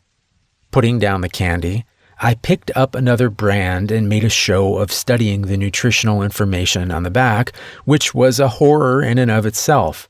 Susie was slow pulling away, but when she finally did, I saw two more things. The window decal was for Mid Creek Community College, which was only 20 miles away from here. And she had an educator tag on her car. Smartphones, as disturbing as they can be in some regards, are wonderful tools for the things I do. Obviously, any internet research or phone calls I make in connection with hunting is done with what they call burner phones, but they have come a long way, haven't they? Before I left the gas station, I had already found her, picture and all, Susie Avaretti, Associate Professor of Economics at Mid Creek Community College. A couple of more searches and I had her home address. When I went out last night, I went to her home first, but no one was there. Next, I drove by the college, but there was no sign of her car there either. Then, as I was coming back through town, I saw the gold sedan at that late-night diner near the interstate. Slowing down, I could see her inside at a booth, eating some kind of waffle as she sat by herself. That is the hardest part, Jason. You see these people, these things, living their public lives, showing their external face. If you're doing it right, they don't even know you're watching them. And they seem vulnerable, mundane, human. It is easy to forget that the woman sitting alone in the dingy diner, morosely gnawing on a waffle late at night, well, she isn't really a person, not entirely. At best, that's only part of the truth, and the only part, well, believe me, if you ever let yourself forget the other part, you're liable to wind up dead. So you have to close yourself off from feeling sorry for them or seeing mercy as some kind of virtue. That kind of thinking almost killed me twice early on in all this, and while it's the hardest lesson to learn, it's also one of the most important.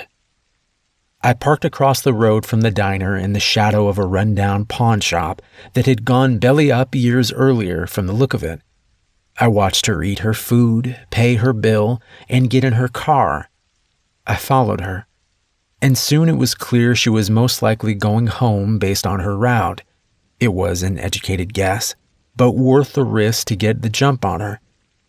I turned off to take a different, slower route, making up the time and distance with speed and getting to her house 3 minutes before she did. From all signs, she lived alone, and I had unscrewed her porch light before she pulled up. As she was reaching into her purse for her house keys, I stepped out, slamming the syringe into her neck and pushing in the mixture it contained all within a couple of seconds. She made a small noise of surprise and flailed around for a couple of seconds, But she was already lost. The cocktail I give them contains a mixture of sedative and paralytic, and for the most part they are on the ground within 10 seconds. The trick is managing the dosage and judging how much time you have. The right dose is enough to put a normal person into a coma or respiratory failure, but an outsider will push through it and come to in around an hour. As much as they share human frailties, when you catch them by surprise, if you aren't done moving them and dealing with them before the time runs out, well, you better be ready with another dose or you have a major problem. But with her, everything went smoothly enough. I loaded her into the back of my SUV, brought her back here, and I had her in the woods all within 45 minutes. Then I just had to finish her off. I know that sounds cold. It felt very cold to me the first few times I thought about it in those terms. But when you see the things they do, it's not all brutal killings like Salk would do. Many of them are far more clever and insidious. When you face the realities of that kind of evil, your sensibilities start to change quite a bit. Your willingness to do harm, your tolerance for cruelty, it slowly becomes palatable. At the best and worst of times, it becomes righteous. And that's one of the dangers too.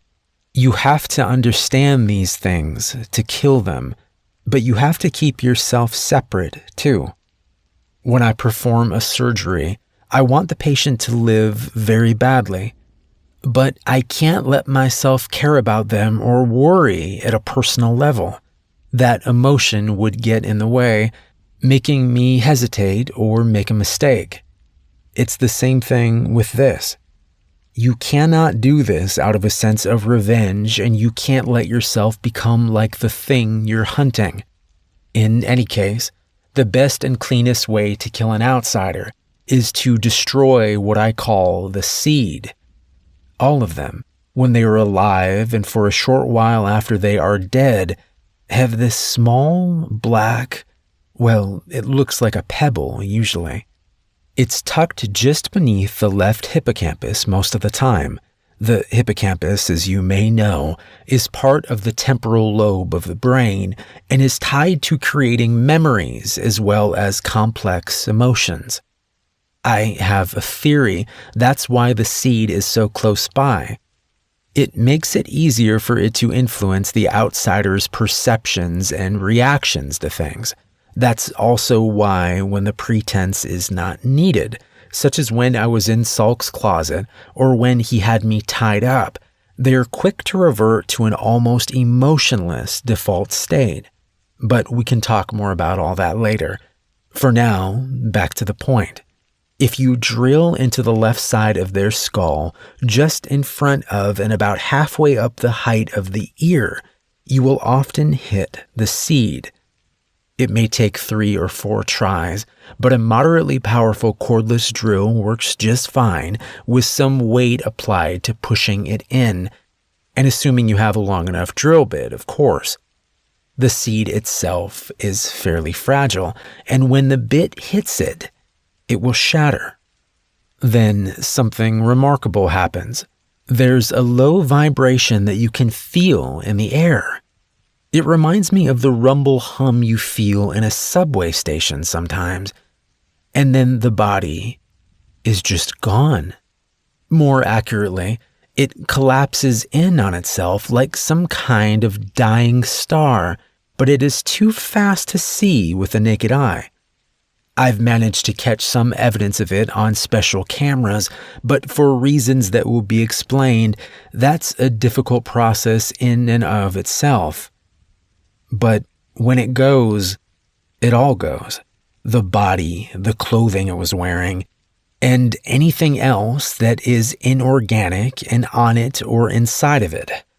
I've taken to leaving the drill in when I hit the seed, as it removes the need for me to dispose of a bloody tool later. Even the blood from the drilling, if it is still physically connected to the body, will all go away. That's why I make sure to drill through a folded up towel. If I keep pressure on and do it quickly enough, I can finish with no trace of the person ever being there at all. That being said, my grandfather stopped, his face looking concerned and angry as he looked out the window. We were in the living room now, and as I turned to look outside, I saw a pickup truck flying up the road to the house. It was hard to see at that distance and speed, but it looked like several people were in the bed of the truck, all of them wearing hoodies and masks. Shit. My grandfather was standing up, his face hard. Apparently someone at the sheriff's office is part of the house and figured out who you were talking about when you said I had a woman last night. I was standing myself now, looking between the road and my grandfather, feeling more and more bewildered. The house? What? My grandfather shook his head. The House of the Claw. It's a cult. They're human but very deadly. No time to explain now. We running or killing? Your call. I could barely breathe. Running? He nodded, reaching under the chair he had been sitting in to pull out a semi-automatic pistol. Fair enough. Stay close to me and don't stop unless I say so. We're going for the truck. Now go. We headed to the kitchen, my grandfather gesturing for me to keep low. Flinging open the exterior door, he glanced outside and then beckoned for me to follow. We weren't very far from his SUV, but we still had to round the corner of the house and I could hear the pickup sliding to a halt in the front yard. We moved to the corner of the house and stopped, my grandfather turning to whisper to me, "Here's the key fob. When I say go, you do 3 things. First, you unlock the doors with a fob. Second, you count to 2. Third, you run to the passenger side and get in and down. Got it?" I nodded, my hands trembling as I took the fob from him. Good. Go. I unlocked the car, wincing internally at the loud honk it gave as the locks disengaged. But then I realized no one was going to pay much attention to it with my grandfather shooting at them. It occurred to me that I wasn't counting, so I bolted after what felt like 2 seconds and made it around to the passenger side. I felt a moment of sharp panic as my hand fumbled at the door latch before getting the door open. Once inside, I tried to bawl into the floorboard as much as possible. I had just enough time to take in the smells of the SUV, a mixture of my grandfather, some kind of oil, and a metallic scent, before he was opening the driver's door and getting in. Without saying anything, he punched the ignition button and threw the SUV into gear. I heard 2 more gunshots and something made a loud pinging on the outside of the car, but we kept going. And as I eased up into the seat, I saw that we were clear of the yard and headed down the road. Looking back, I saw 3 of the 4 men clustered around a 4th that was on the ground but still moving. My grandfather looked over at me. "You hurt?" I shook my head. "I'm fine. What about you? What happened?" "Nah, I'm fine. I think I got a couple of pellets of buckshot in my leg, but it was from a ricochet. Nothing major." He gave me a tight smile. "As for what happened, I shot 2 of them, 1 in the arm and 1 in the leg. Can't risk killing them at your parents' house or anywhere they can be linked back to us." "What? Why? They already know who we are." He took a turn down a sandy dirt road and gave me a shrug. "They do, but they're likely the only ones that do." Turning to glance behind my seat, he nodded to himself. "Look, while we talk, I need you to do a couple things. Grab the box of stuff behind your seat. You should also see a small blue bag behind mine. Get both of them up here with you if you can." I did as he asked, pulling a medium-sized cardboard box up to find it contained 6 glass jars with sealable lids. The jars were all full of nails and ball bearings. I thought about asking questions, but I knew there was no time. He'd tell me what I needed to know. I found the blue bag where he said it would be. It contained a variety of items, and as I looked through them, he told me what to use. There were little rolls of taped-up face towels in the bag, and following his instructions, I unwrapped 3 of them to find small glass vials with rubber stoppers in the middle. The vials contained some kind of fluid, but he told me to be careful not to open the vials. Instead, I was to slide them gently into the middle of the nails and bearings in 3 of the jars. After I did so, he told me to take a specific plastic bottle from the blue bag and squirt it on the metal in the jar until the 3 prep jars were 2/3 full of the liquid too. Then I had to screw the sealed lids back on. When I was done, he gave me a grin. "Congratulations. You've just made nail bombs. Now be very careful with them. Don't drop one and try not to tip them over. We'll need them in a few minutes." His cautions made me feel queasy. "Why will we need them? Because you think they're going to track us down?" He nodded. "Oh yeah, they better. That's why I didn't try to kill any of them. These cultists, they are very dangerous, but sometimes they lose their stomach when they see a buddy get killed.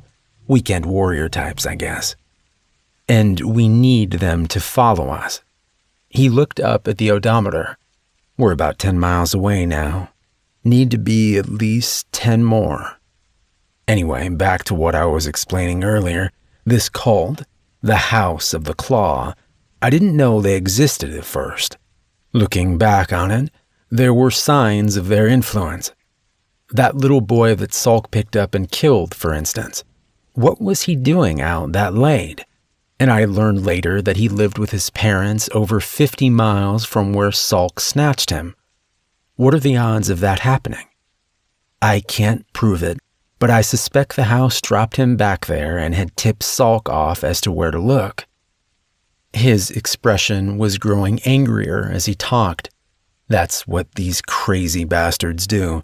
They help the outsiders, facilitate their plans, worship them. Not every outsider has any cultist around them. In fact, only about 1 in 3 or 4 do, as best as I can tell. But where the house does exist, they operate like some terrorist cells. There's usually 4 or 5 working together, and they don't know the identity of anyone else in the cult outside their cell. Of course, those higher up in the chain know who are in the cells, so they can send directives down as needed. But if a cell member gets caught, they can't give up their bosses or details about the larger organization. It's clever in some ways, but it has its flaws too. He looked over at me, his face stony. For instance, these men that are after us, they have no way of telling people outside of their group who we are unless they get contacted by their bosses. That does happen periodically, but not often. So as long as the entire cell dies, our identities are safe. I felt my skin going cold. Even if we kill them, how will we know we got them all? He nodded. It's always a risk, but the most likely source of them finding out is a house member in the sheriff's office. If that person isn't among this group, we know there's likely another person. If they are, odds are good this is all of them, as they tend to do things as a full unit most of the time. There's no sure answers, though. We just have to do the best we can. Be smarter and better than them. We drove on for a couple of minutes in silence, and then he spoke again. "Put your seatbelt on, if you would." After I clicked it on, he continued. "You good with all this? I know it's a lot, and I hate you're at risk, especially having not signed up for it. Believe me, I know this is hard to adjust to, but this is as serious as it gets." He turned, studying me for a moment. "Life or death, good and evil, even. These are bad people that do terrible things, and they will torture and murder us if we don't get them first." I met his eyes. I believe you. I get it. I'm freaked out, but I get it and I'm with you."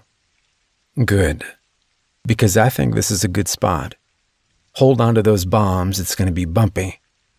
With that, he yanked the wheel to the left, then back to the right, sending us down the sandy shoulder and into a stand of bushes. I held the box containing the jars in a death grip, my muscles tensing at every clink of glass.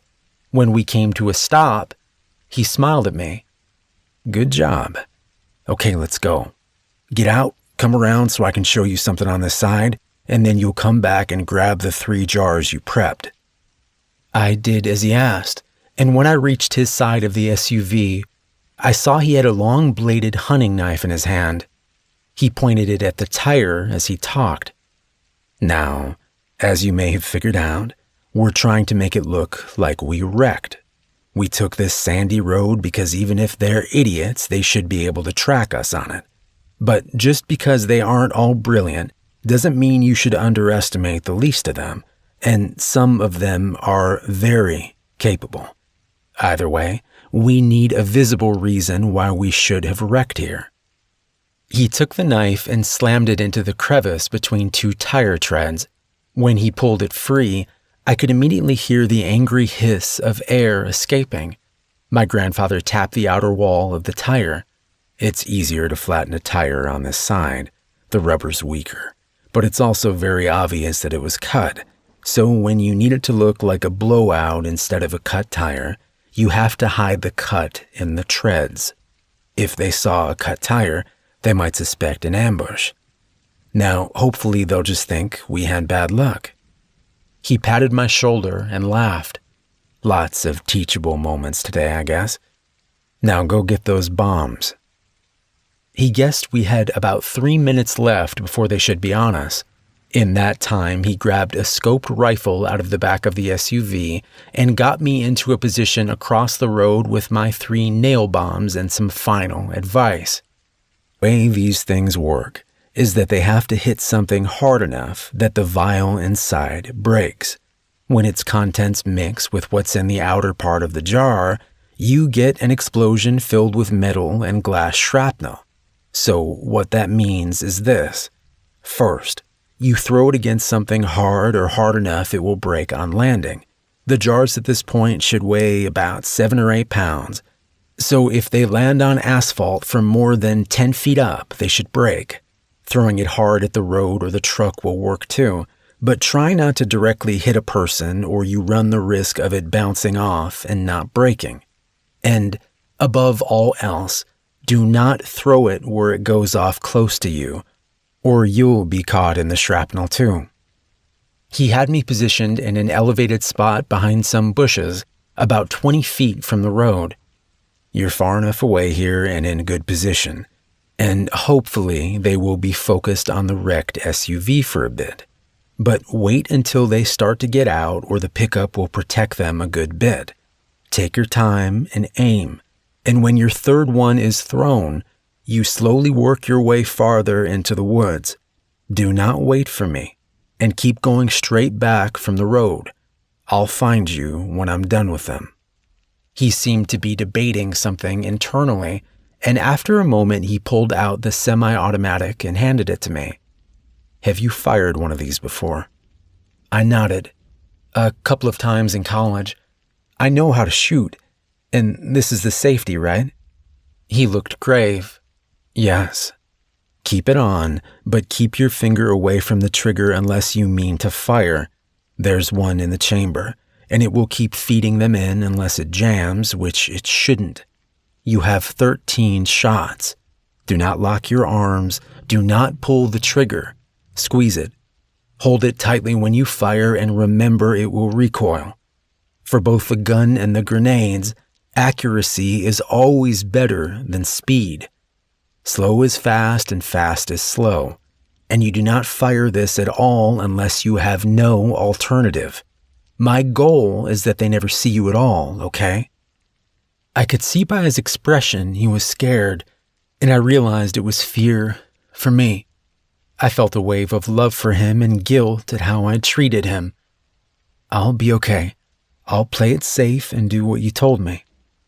He gave me a half smile and reached forward to pat the side of my head affectionately. Gotta go. See you in a few minutes. With the ease and agility of someone half his age, my grandfather moved down the embankment and back across the road before disappearing into the woods on the other side. Less than a minute later, I saw a cloud of dust as the cultist truck made its way towards us. As they approached, I felt anxiety gripping my stomach and I fought it down. I was worried I'd make a mistake, but I still had to try. I would do what he told me and trust that it would work out. As they approached the wreck, they slowed to a crawl and then stopped. From my vantage, I could see one of the men was stretched out in the bed, and I guess that was the one he had shot in the leg. His companion and the passenger in the cab got out to investigate the SUV. I hesitated, wanting the driver out as well, but he wasn't budging. Time to do it.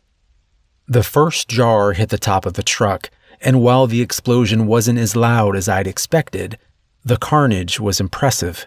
One of the cultists was still high enough up the shoulder that a wave of shrapnel slammed into the back of his head, shooting up a bloody mist and sending him sprawling forward. The driver was looking around terrified, but seemed unharmed, and I couldn't see the third person any longer, as he had dove down after the first bomb went off. Not sure of my next best target, I ultimately aimed one for the bed of the truck. My aim was off, but lucky. It hit the driver's side window and shattered the glass, detonating as it did so. I heard the driver scream, but he wasn't dead from it. Instead, he was frantically putting his truck in drive and trying to get away. I felt a thrill of panic, but then I heard my grandfather's rifle. One crack, and I saw the cultist who had dove for cover near the SUV lose half his skull as the truck pulled away. A second crack, and the one I had knocked down with the first bomb flinched as the bullet went into his torso. 50 yards down the road, I saw my grandfather step out onto the road and line up another shot. The truck had surged past me now, and any idea of using the third bomb seemed fruitless. I was worried he was going to get away, but then a third crack came. I saw the back windshield break, and suddenly the truck veered from the road as though swept aside by some invisible giant's hand. It crashed into a small culvert on the left side of the road, and what I could see of the driver's head through the broken side window was a ruined mess. I was about to stand up and say something to my grandfather when I heard another gunshot. The man in the back of the bed had either been flung out or crawled out as soon as the truck came to a halt. He was down on his belly in the culvert, some kind of revolver in his hand. The gunshot had come from him, aimed at my grandfather. I glanced back at him and saw he seemed okay and was taking cover down the opposite shoulder. Still, I felt anger welling up inside of me. These goddamn people, trying to kill us, helping whatever these things were that were hurting people. What the actual hell? How could that be allowed to go on? And now this piece of shit was shooting at Grandpa? No. Hell no. I stood up, throwing the remaining bomb at him. My aim was too good that time, and it pelted him in the shoulder, bouncing off him without detonating. I kept moving towards him, shifting the pistol to my dominant hand and taking aim. The first shot went wild, so did the next two, and by then he had gotten over being struck and figured out where the new shots were coming from. I saw him turning and aiming towards me and forced myself to slow down. I lined up a shot on his chest and squeezed the trigger. He fired a second before me, but it went wide. Mine didn't, and I saw him jerk as the shot took him in the shoulder close to where the jar had struck. He dropped the gun with a shriek, but I kept firing, emptying the clip into him. I looked around to see my grandfather approaching. He looked at the bullet-riddled body and then at me. Looks like you got him. You okay? I nodded silently, trying to keep my hands from shaking in front of him. My grandfather moved past to check the driver before coming back to me. "They're all dead. I don't know if any of them are tied to the sheriff's office or not, but we may get lucky and be able to find that out. Believe it or not, these guys carry their wallets on them most of the time when they do this stuff. I guess they're worried about getting a ticket." He gave me a serious smile and squeezed my shoulder. "I know what we just did wasn't easy, and you're still in shock now. That's okay. But I need you with me. Can you change out our flat tire for the spare while I check their bodies, get rid of that last bomb, and get our shell casings?" I smiled weakly and said I could. 20 minutes later, we were back on the road and headed away from the carnage. My grandfather had found wallets on 3 of the 4 men, and one of those men had an ID card identifying him as a dispatcher for the sheriff's office. It was a small comfort, and it wasn't a guarantee that the House of the Claw wouldn't still be after us, but it was something. I asked him where we were going, and he hesitated. "It's time I take you to where I do my real work. I need to tell you more, and there are things you need to see." He paused as though picking his next words carefully. "Some of it is going to be hard to hear and hard to look at. I think we may be past you not believing me or trusting me, and that's great. But it also makes it harder when I have to show you things you aren't going to want to believe." I felt fear creeping back in past the staticky shell of shock and adrenaline. "What do you mean?" "Just that there's more to all of this. And it's a lot worse than some random monsters occasionally killing people for fun, as though that wasn't bad enough. I'm not trying to spook you, just prepare you. For now, try to rest some. We've got a ways to go." What troubled me more than his words was the way he said them and the haunted look in his eyes as he studied the road. For all that had happened, he had never really seemed rattled or afraid, aside from worrying about me. But whatever he was thinking about now, I could tell he was shaken. I don't know my grandfather well, but I know him much better now than I did just a day ago, and whatever is able to truly worry or scare that man, well, it terrifies me.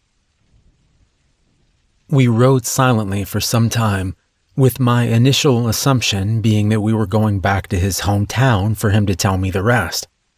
As we drove, however, I began to realize that we were going north rather than east, taking the highway for 2 hours before he turned off onto a small paved road that later led to a gravel one. Another few miles and we turned onto a concrete driveway that led up to a metal gate and a chain-link fence, topped by razor wire and several surveillance cameras. A sign next to the gate read, "Jagger Solutions Incorporated." I looked over at my grandfather, perplexed. "What is this place? Why are we here?" He smiled at me as he tapped a remote attached to his visor and the metal gate began to open. "We're at the Batcave. I couldn't do research and other things related to all this close to home, so I bought this place." He was pulling through the gate now and gesturing to the 3 large warehouses contained within the fence's perimeter. This used to be a warehouse for an importer. Guy sold rugs and carpet, I think. But when he died, the place sat unkept and unsold for years before I found it. Got it for a song, though the repairs and modifications did take some time and money. He pointed to the farthest building. "That's the main building there in the back.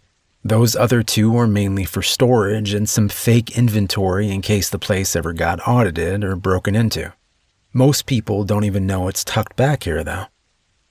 As we drove past the first 2 buildings, I saw relatively new-looking signs cautioning forklift safety rules and the importance of always wearing a hard hat and gloves. I pointed at them. "Safety first, huh?" My grandfather nodded.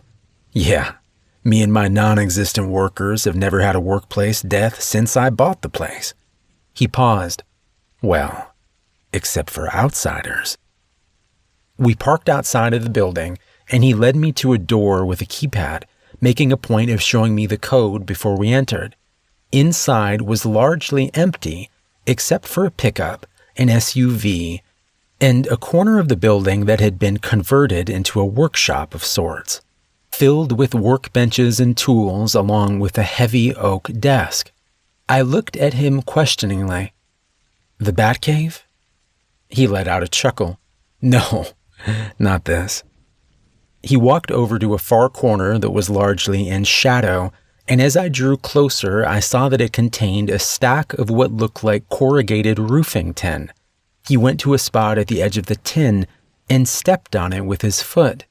With a loud hiss, a portion of the tin lifted up to reveal a growing slit of amber light. As it expanded, I realized that a large hydraulic hatch had been camouflaged by the pile of scrap and was now opening to reveal a set of concrete steps leading down into the ground. My grandfather pointed at it proudly. "Batcave." He led me downstairs, which consisted of a short hallway with a small living area, including a shower, sink, and toilet on one side, and a larger room that was clearly a lab of some kind on the other. At the end of the hall was what looked like the door of an old bank vault. When I mentioned that to my grandfather, he nodded. "That's because that's exactly what it is. As you can imagine, after I got this place, I had to have all this underneath added in. I convinced the contractor I was some kind of doomsday prepper. He was into that stuff too, so he actually gave me a discount. But it was still ungodly expensive." He pointed to the vault door. "But this I actually got for free. Kind of." He took 2 large metal keys from his pocket and stuck them in the door. They turned with a large metallic thunk that made me think of bank robbery movies I had seen. He then gripped the wheel in the center of the door and gave it 2 full turns before tugging the door open. Lights came on inside as the door swung aside, and looking inside, I could see he had more than just a vault door. He had an entire vault. Safety deposit boxes lined the walls, and in the center, a heavy metal table had been bolted to the floor, with several smaller tables on rollers surrounding it. Some were filled with medical supplies or tools. Others were filled with items you would find in a garage. Drills, pruning shears, hammers, knives. Along several places on the wall, I saw what looked like metal mesh cages that seemed to contain something, possibly cameras. Everything was immaculately clean, but it did little to make the room seem less sinister. "It looks like a cross between an operating room and a torture chamber." Speaking the thought before I realized it and looking quickly at my grandfather, afraid I'd hurt his feelings. But he was nodding as he looked into the room before meeting my gaze ruefully. "That's pretty much what it is, if I'm honest. I got this vault from a defunct bank in Arkansas after I had started work on this place. The bank building was being converted into a restaurant of some sort, and they just wanted the vault gone. So I had to pay for the removal and transport, which was quite a bit even 20 years ago when I got it, but it was worth it." He pushed the door back closed and led me back into the living space. Aside from a cot against one wall, it contained an overstuffed chair and a sofa along with a pair of small tables. Sitting on the sofa, he gestured for me to sit in the chair. "Before I try to tell you any more, I think I should show you something." As I sat down, I saw he had picked up a tablet from the small table next to the sofa and was tapping at it. After a moment, he handed it to me. It was a video, and even before I hit play, I could see it was taken with a camera in the vault room. It looked very similar to how it looked now, except for the little girl tied to the metal table. I felt my stomach lurch, and I had to fight to resist the urge to ask more questions before hitting play. But I'd come this far, and I needed to see it through and have some faith. When I started the video, I could see the girl struggling at the straps that held her. The video was not of the best quality and seemed to have been filmed through some kind of mesh, like those small cages I had seen in the room, but I would have guessed she was no more than 10. After a couple of minutes of tugging at the straps, she became deathly still. I leaned closer to the video, squinting to look for any signs of life. Nothing. I glanced at my grandfather. He pointed to the tablet. "Keep watching." Returning my gaze to the video, I waited and watched. Several minutes passed. Suddenly, I saw the briefest glimpse of her entire body seeming to flicker or jump, and then the video went scrambled for half a second. When the image returned, it was in infrared mode, and I almost threw the tablet down. Where there had been a little girl, there were now strings of coiled, stringy flesh that stretched out across the room in all directions like some kind of macabre spiderweb of gore. My first nonsensical thought was that the girl had somehow exploded and that the image had frozen mid-destruction, but then I saw the strands of meat moving out of their own volition, running together and pulling apart like chewing gum as they explored the walls. This wasn't that little girl at all, or at least not the version of her that had been there moments ago. I looked back at my grandfather. "This is one of them?" He nodded and began to explain. 2 years after Salk's death, I had 3 more hunts under my belt. I had already learned that many of them behaved differently from Salk, and that the outsider's human form and the monsters were one, or at least inextricably linked. But I had only seen one of the 3 actually transform, and he was radically different than the thing that Salk became. He was a young guy named Stephen Kolchak, and he worked construction in Atlanta.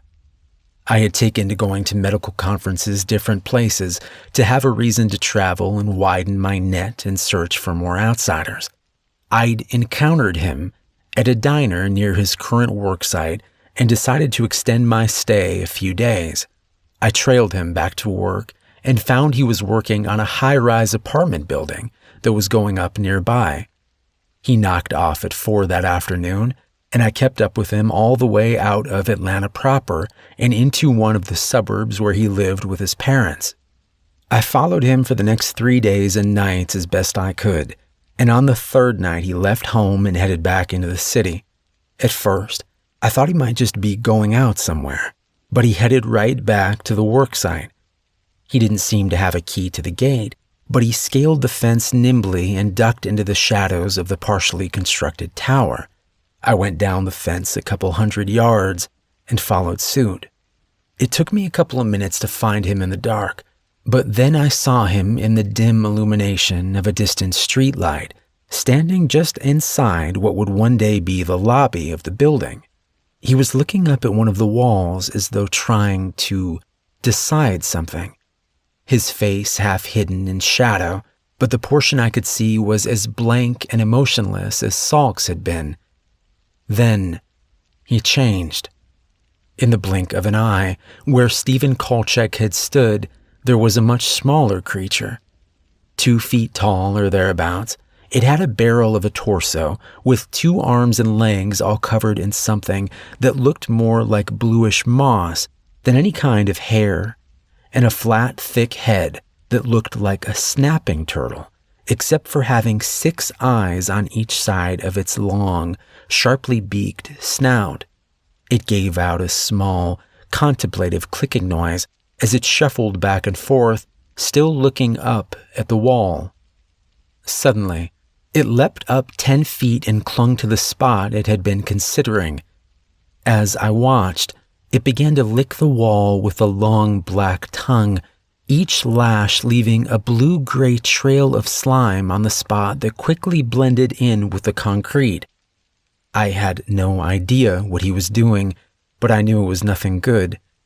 Still, I remembered shooting at the thing that I now felt sure had been Salk, and the bullets doing nothing. So I waited in the shadows for him to finish his work. It took close to 2 hours. He moved from place to place throughout the outer shell that had been constructed so far, and I felt guilty for not moving against him, trying to stop whatever it was doing. It was too great a risk without knowing more about what, if anything, might hurt or kill him in this form. When the creature was finished, it climbed back down to the ground, and just as quick, the young man was standing there again, fully clothed, no sign of having just turned into a monster. This was food for thought, but now wasn't the time for theorizing. Trying to move quietly, I left the shadows to intercept him from behind as he went to leave the building. I had a collapsible baton that I carried with me from the car, and I brought it down hard on the back of his head. Or that was the plan. Unfortunately, he turned at the last second and it glanced off his shoulder, eliciting little more than a grunt of pain as he dodged to the side. I was already reaching into my jacket pocket for my stun gun, but when I pulled it out and hit the button, it was dead. This was strange because it had been fully charged and working when I got out to follow him over the fence. But again, no time to wonder. There was another flash of movement and the man was replaced with the creature. Without missing a beat, it leapt at me, slamming me to the ground. I managed to get the baton up in time to catch its sharp mouth diving for my face. With the iron bar of the baton wedged into the creature's maw, I felt like I was just delaying my death rather than preventing it. It was surprisingly heavy on my chest, and its hands and feet ended in hard claws that were already digging into my clothes and flesh, pushing my arms down and minimizing any leverage I had to push the baton and the creature farther away from me. Then I noticed it was stopping. It pulled its head away swiftly, and I thought at first it was going for another lunge, but then it jumped off me, shaking its head. I rolled to my feet, ready for the next attack, and saw that it was glaring at me. Light gray smoke coming from the edges of its mouth. I could see the yellow-brown of its beak blackening slightly where the smoke touched. I could tell it was considering its options, looking at the baton in my hand and then myself. It was afraid of it more than me. It suddenly leapt into the shadows, and for a moment I thought it might be retreating. But then I heard the scrabble of claws behind me. I spun around with a blind swing and managed to catch it right before it landed on me, knocking me back down. The baton had hit it in the side and done remarkably good damage, caving in part of its torso and causing it to immediately begin trying to roll crawl away. But I was quicker this time, getting back up on my knees and bringing the weapon down again and again until I was certain it was dead. I found out later I survived because dumb luck. Some of these things are very weak to iron, unnaturally so. If it had been made of steel, I would have died that night. And there was a time later on where my reliance on iron nearly did me in. There are rules to these things, but you can never assume they will always apply. There are always exceptions, and you always have to remember that they have most of the advantages. The way you beat them is by being smarter and stronger-willed than they are, more clever. I'm still learning now, but back then, I still had a lot to learn. One of the things that I wondered early on is what the nature of these things truly are. First of all, are these people transforming directly from their human forms into monsters, like a werewolf or some version of vampires? But if that was the case, I reasoned, then what are the limits of how much they can transform? Look, there's no denying the supernatural component of all of this, and even early on I understood there would be some aspects of it I could never explain fully. But at heart, I'm a scientist, and I always start from that framework in trying to understand what I can. I considered mass, for instance. Once I understood more of how the human and creature forms were connected, I started looking back at earlier encounters. Sulk, for one. That creature was over half again as large as him as a man, and while you can displace mass to some extent if he was less dense in spots, I can tell you from the sound of it chasing me and the force with which it knocked me out that the monster version of Sulk weighed significantly more than the man did. And this creature I just told you about, it was less than half the size and weight of Stephen Kolchak. Even if his physical body was somehow transforming into that thing, where did the rest of the meat and bone and fluid go? And then you have examples like the video I just showed you. These things take all kinds of forms and sizes and then go back to looking like people the next instant. But the biggest sign was the clothes. They weren't shucking off clothes or ripping them apart as they changed. They would turn back into being human with hardly a wrinkle or smudge. So they aren't transforming. They're swapping places. It was a theory at the time, but since then I've managed to get some footage slowed down enough that you can see the transition happen, if just barely. It's similar to when you drill through the seed, though it happens even quicker. One moment the person, next moment the monster, or to be more accurate, they are both the monster, just with different strengths and weaknesses inherent to each form. Both are capable of doing a great deal of harm, and I've seen more than a few that seem to rarely change at all to their other form. Their goals don't require it, I guess. When I had this place set up, I redoubled my efforts to learn more about them and those goals. I have a very secure closed-circuit filtration system running into that room so I can control if there's air or not, and pump in gas to sedate or kill if I need to. The system has no ties to the other ventilation down there, so even if one of those things turned into a mist, it couldn't get out once the room is sealed. Though I doubt that's a possibility in any case. One of the consistencies I have found between all these outsiders is that their non-human form is always at least semi-solid and is never so small that it can't house the seed. The seeds do show up on MRIs if you know what to look for, but for obvious reasons, I've never been able to scan one in creature form. But I believe the seed is the key. It acts like a gateway between this reality and wherever those things come from. What looks like a transformation is actually a swapping of sorts.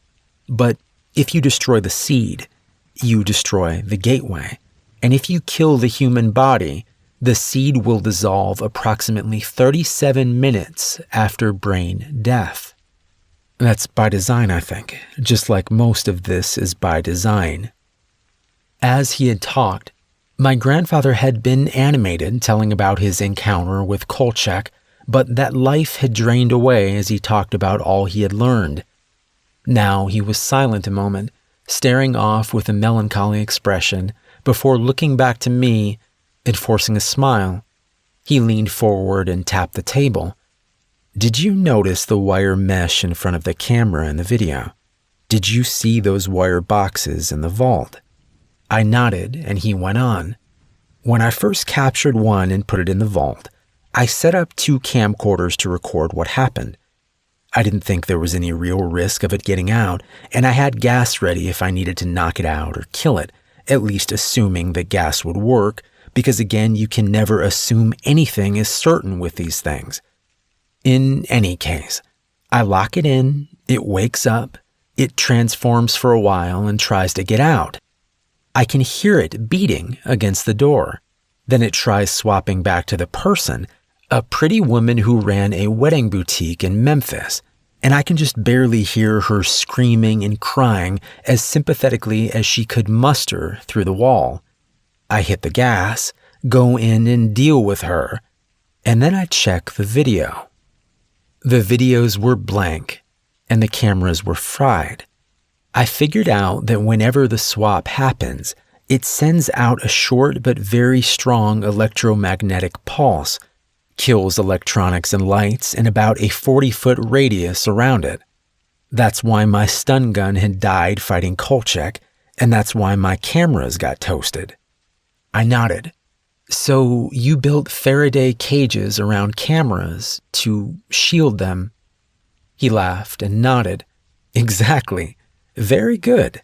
They aren't perfect, but between the shielding on the cameras themselves and the mesh, for the most part I can capture decent footage now. His expression was lighter for a moment, but my next question brought back the look I had feared since we left our fight with the house earlier in the day. So you talked about them having goals. Have you figured out what the point of what they're doing actually is, or is it just random? He frowned, looking thoughtful for a moment and seeming to consider his next words carefully. I don't know what the overarching plan is, no, though I could guess it is a stage of some larger campaign to encroach upon or infect our world with their malignity. But that there is a plan, and intelligent design is hard to deny at this point. He leaned forward, tapping his fingers individually as he made his points. First, the seeds are designed to take over people and also provide an extremely efficient method of bringing over this other form, all while appearing to bridge and share consciousness between the two forms. Could that be naturally occurring through some evolutionary process? Possible, but unlikely, given the supernatural component and how perfectly it aligns with their apparent goals of infiltrating this world without notice and creating pain and death. Second, consider that this all occurs without altering the DNA or most biological processes of the human form. There was no indication in Salk's tissue samples that he was other than human. And while his blood unquestionably has some unique properties, it was nothing that raised red flags during routine testing at the hospital. And I can tell you that I have run exhaustive tests on these things over the years and never found any trace of anything abnormal other than the seed itself, which somehow manages to self-destruct less than an hour after death, leaving no trace that it was ever there. He sighed and looked away for a second. I could see he was on the verge of crying, but he held it in check, looking back at me with his iron gaze as he spoke. Third, look at who they target to take over. I have encountered close to 100 of these outsiders in just over 30 years. My guess is that there are at most a few thousand of them in the world right now, maybe less. But without fail, to the extent I can figure out what an outsider's individual goal is, the person they have taken is in a good position to accomplish it. It's not random. It's part of some broader plan. He rubbed his mouth and went on. I also know that they have to be able to control and plan precisely who gets a seed. It's not like an infection or a bomb. It's selective. I frowned. What he was saying made a lot of sense, but it was still assuming a lot. How do you know that for sure? What aren't you telling me? He looked down, his mouth trembling slightly. I know it because of the odds. Say there are 3,000 of these things out there. Out of over 6 billion people, what are the odds that a specific person would have a seed? Extremely low. But of all those people, against all those odds, I've got one in me. I jerked involuntarily forward, blood rushing in my ears. What? You have what? I had to have heard him wrong. He looked back up at me, tears now welling at the corners of his eyes. They put a seed in me. I know it comes as a shock. And yes, I'm sure I really do have one in me. Let me explain. I'm 77 years old, and I've been at this since I was 45. It's a long time to do anything, but much less something this dangerous. And like I've told you, the key to being successful is in being smart and careful. If you're having to actually fight an outsider, even in human form, you've already made one or more serious mistakes. Just because they aren't physically enhanced when they look like the people they've overtaken doesn't mean that they aren't dangerous. Just like a normal human, they can hurt and they can kill you. And bear in mind that the mind powering that body isn't the same mind as the person it inhabits. These beings aren't perfect. They can be tricked. They can make mistakes, and they can be outsmarted. But they are very intelligent and very ruthless. They do access and utilize the brain and the memories of the person they inhabit, and it seems from my experience to have some impact on their behavior. How they talk even when the mask of emotion is gone, for instance, or how they might go about accomplishing their individual goals. My point is that they're always a threat, regardless of their form, and even when things go well, which they don't always, there's always a physical component to this kind of work. Being stealthy, carrying equipment and bodies, fighting or running when something goes wrong, it takes a toll. In the first 5 years of hunting these things, I lost 30 pounds of fat and gained 20 pounds of muscle. Some of that is I made a point of exercising more to improve my odds against them, but most of it was just the work itself. In some ways, I was healthier in my late 40s and early 50s than I had been in my whole life. But by the time I hit my early 60s, I could feel things starting to slide back the other way. I would get out of breath easier, and I could feel myself getting a little weaker over time. If I got hurt, it took longer for me to come back from it, and my joints weren't as limber anymore. Now, I'd estimate I was still well above average for someone that age, but most people weren't doing the kinds of things I was doing either. And while it concerned me some, it wasn't unexpected. All I could do was mitigate the effects of aging as best I could and keep working on improving how I did my work. Then, one day, I got sick all of a sudden. I was in a grocery store and I felt a wave of nausea and dizziness overcome me. I would have fallen if not for the shopping cart I was pushing. I stood there gripping that cart for support long enough for a couple of different people to come over and ask if I was okay. I was able to reassure them and eventually got moving again, but I had to give up shopping and head to the car. By the time I was cranking up, it had faded somewhat. I still felt bad, but I was okay to drive. So I drove home, drank some water, and went to bed. I woke up 12 hours later, and my first thought was to get a feel for how I was doing. Was there any sign of weakness or nausea, of fever? But no, not only did I not feel bad any longer, I felt great. I got out of bed easily, and as I cautiously tested myself, I could tell that I had none of the aches and pains that I would have normally expected after being in bed so long. Over the next few days, the feeling of wellness and strength only grew. My endurance was better than it had ever been, and I could lift as much as when I was 25. I knew this was all abnormal from the start, and I considered that a seed could have been implanted from an early stage, but you have to understand that I was trying to be cautious. I was monitoring myself very closely, and so far I wasn't seeing any negative side effects or indications of anything usurping my control. Plus, seeds didn't make outsiders physically stronger or better in their human form. When I began to worry more about the possibility I had one implanted in me, that was the fact that I could always return to as a way of assuaging my fears, or rationalizing them away. Because I admit I didn't want it to be a seed, and I didn't want the way I felt to go away. It was easier to just keep enjoying the benefits and keeping watch for any trouble rather than getting a definitive answer. I had already learned I could detect seeds with an MRI, but when the thought of testing myself would periodically arise, I would always find an excuse for delaying it, waiting until I had gathered more data.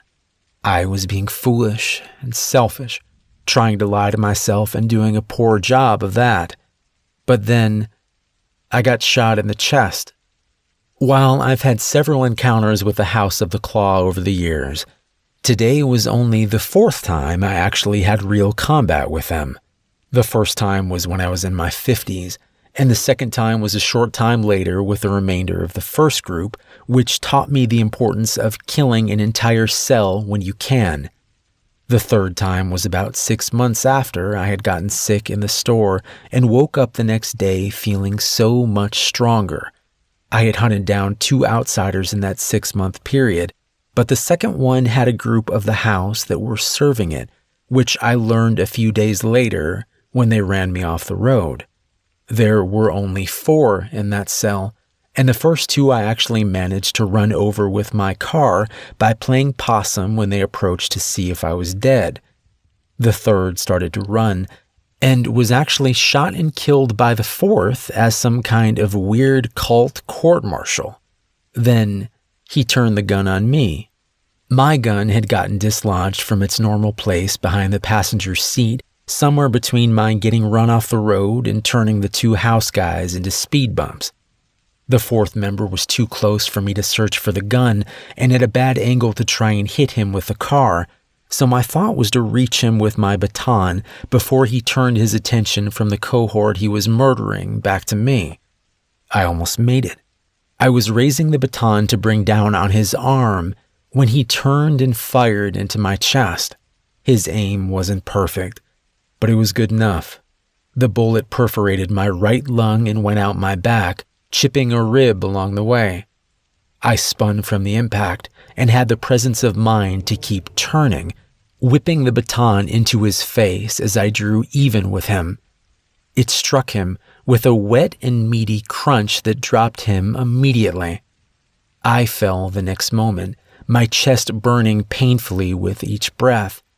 I knew I likely had only a short time before my lungs started collapsing, so after making sure number 4 was dead, I headed back to my car and started trying to find the duct tape. When you get shot in the chest, one of the biggest risks you face is your lung collapsing. This can be caused by outside air coming through the hole which stops your lung from being able to expand. This is called a pneumothorax. Another way is that if the area around the lung fills with blood, again, it can't expand. This is called a hemothorax. Either one can cause you to slip into unconsciousness and die. I needed to get to a hospital, but first I needed to do what I could to slow down any collapse. Taking off my shirt, I layered strips of duct tape to make a bandage for my back wound and then for my chest wound. After applying the back bandage with some difficulty, I took an empty ballpoint pen barrel and inserted it into the bullet hole on my chest before sealing and securing it with the remaining strips of tape. The idea is the same as a needle decompression. You are giving the air outside your lungs somewhere to go so you can continue to breathe. The problem is that what I had done would only help a pneumothorax, particularly when I still had to be upright and driving. My chest cavity and lung could still be filling with blood and kill me just as quickly. I started towards the nearest hospital, but I knew it was over 20 minutes away even if I drove fast, which I wasn't capable of doing. I could feel myself getting weaker and every breath was painful, to say nothing of the gunshot wound itself.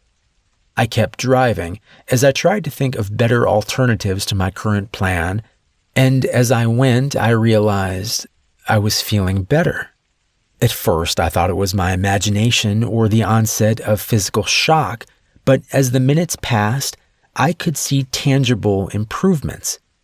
The pain was fading, and I wasn't having problems with my breathing. Finally, I pulled over and carefully removed the pen barrel and tape from my chest. The hole actually looked smaller and wasn't bleeding anymore. I gingerly reached back to where the bullet had exited and peeled away the tape. When I probed with my fingers, I found tender but untorn flesh. I started driving again, still headed towards the hospital at this point.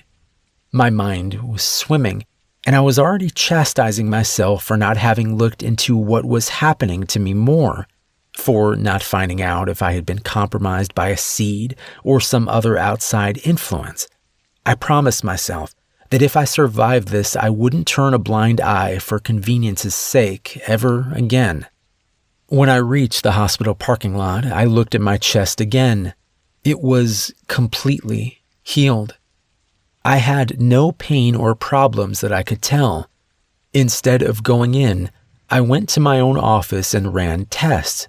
I had just started leasing an MRI machine the year before, both for my medical work and my after-hours studies, and it didn't take long for me to find the dark speck lodged in the deep folds of my left temporal lobe. I could have done a lot of different things at that point, killed myself, or tried to have removed it, being two obvious choices. I struggled with the decision and what it meant if I stayed alive and left the seed where it was. My reasoning was ultimately based on a few assumptions. First, it seemed clear that I had been targeted for a seed because, as we discussed before, the odds are far too great to make it likely I got selected for one by chance. But that would mean that they know about me to some extent. Yet I've never had someone assault me at work or home or track me down other than in response to specific actions I took, such as killing an outsider associated with a house sale. Attacks against me seemed to always be about what I had done, not some greater knowledge of who I was or what I had done in the past. Now, that was still a guess. They could have reasons for not attacking me at times while knowing everything about me, but my suspicion was that they targeted people by some means independent of knowing a name or specific address. My experience since then has continued to bear that out. It's almost instinctual, I think, though that instinct is propelled by intellect and purpose. Second, I knew that my newfound strength and resiliency wasn't normal for those that received a seed, setting aside the possibility of getting a different kind of seed than most, or having some unique property in and of myself that changed the seed's effects, both of which seemed unlikely, all things considered. I found the most likely answer was Salk's blood. Even if they had invaded thousands of people, the odds of any of those having ingested and been altered by an outsider's blood prior to receiving the seed was very unlikely. I couldn't question that Salk's blood had irrevocably changed me. Even long after his blood should have faded from my system, I retained and even farther developed my ability to sense outsiders. It seemed likely that, however it permanently changed my body, also afforded me some level of protection from the seed and granted other benefits as well. Third, I assume that the outsiders themselves, or whoever they call master, did not realize this would happen. I saw little benefit for them in making someone like myself stronger and harder to kill. If that was correct, it was a sign of their fallibility, and it gave me hope that I could use their attempt to punish and subjugate me against them. For years, that's exactly what I've done, all the time keeping a close check on myself for signs that I was changing or being taken over. For the longest time, I saw none. But about 3 months ago, I started having strange dreams. It started sporadically, but then it became a nightly occurrence. Then, a few days ago, I noticed myself having odd thoughts. You have to understand that whatever my mistakes in all of this, I have truly tried to remain responsible and have trained myself to be hyper-vigilant to any signs of a problem since getting the seed. Part of that has been examining my internal self, going into my inner dark and finding the person who lives there, coming to know them well. I know my thoughts, and some things lately. It's not me. I haven't lost control, not that I can tell, but I can't continue on like this any longer. It's too great a risk to everything I care about, including you. I've made friends over the years. Some are people I have helped. Others are on the inside of this thing like I am and, well, like you are now. at least to some extent. One of those friends is a doctor, not a surgeon really, but I helped save his daughter a few years back, and he owes me. He knows enough, and I've told him enough, that he can do the procedure I've taught him to remove the seed from me. I've never done this procedure on someone before, and I have no way of knowing if it will work. One of several things will likely happen.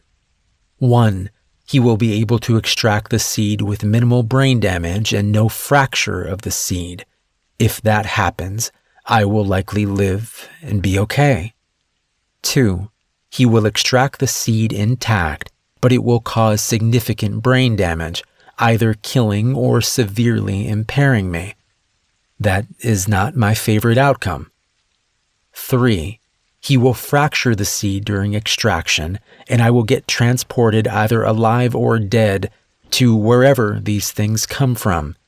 Hopefully dead, because I don't think they will greet me warmly. 4, the seed will react to being extracted and either take me over or kill me.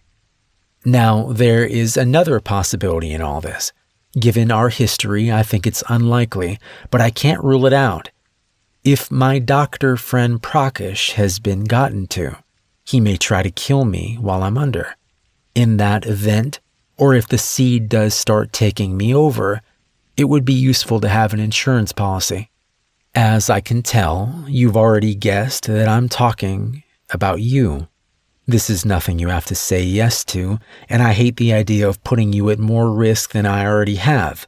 The procedure isn't going to be for 4 more days, so you have time to decide in any case. My original plan was to help you finish sorting out your folks' stuff and then come have the procedure on my own. If I didn't make it, well, I got to spend some time with you and you would hopefully have some good final memories of your grandpa. But things never work out quite like you plan. Your knowledge and involvement today opens up a new possibility, but one that you need to seriously consider before you decide what you want to do. If you say no, I'll spend the time I have with you now if you're willing, and I can always look you up later if things go well. If things don't, well, we'll discuss contingencies before you leave if you decide you want out. If you say yes, then you have to commit to it for not only my sake, but yours. I can't have you in a dangerous situation that you aren't prepared for. What I'm saying is, if you decide to stay and help, you have to be ready to kill my friend. You have to be ready to kill me. You need to think about it for a while before you answer, because this hole only goes deeper and darker the farther in you go. I think I've done some good in my life, but I have no illusions about who it's made me, or more accurately, what it's brought out in me. I'm a killer, and that's not an easy thing to face and live with for a lot of people. It's up to you to go into your inner dark like I did and find the person that's waiting there. See what they are and aren't capable of living with, and if you can embrace that. Just remember that when you really find them, past all the bullshit and self-deception, you'll have found something valuable and true. Whether they want to stay or go, kill or run, whether you love them or hate them, that inner self won't lie to you. Sometimes I think that's the worst part. They're so goddamn honest.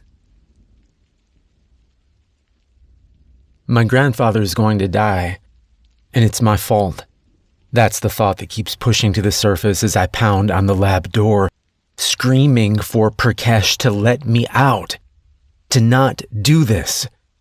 I try to force the idea back down. It's a distraction and I need to focus, but it keeps working its way through me like shrapnel driven by some inexplicable need to harm. I step back and slam against the door with my full body weight once, twice, and on the third time I feel my collarbone give way when I hit. Biting back a sob of pain and rage, I beg again through the door for the doctor to leave him alone. But the only answer I receive is silence. I had gone to pick up Prakash from a department store parking lot over an hour away. He was a small and fidgety man, standing next to his car with a small duffel bag in hand. When I identified myself as Dr. Barron's grandson, he greeted me warmly, and when I handed him the black sack to put over his head and asked him to get in the back so he wouldn't be seen, he nodded without complaint or any sign of surprise. Whether that was because my grandfather had already told him he couldn't know the location of where he was going, or because he was just that compliant, I wasn't sure. I looked through his duffel bag, but it was just a collection of medicines, syringes, and a few other medical supplies that I supposed he brought in case my grandfather had forgotten something that was needed for the procedure. We drove in silence for the most part, other than me periodically asking if he was comfortable enough. And when we arrived back at Jagger Solutions, I carefully led him inside the warehouse where my grandfather was waiting.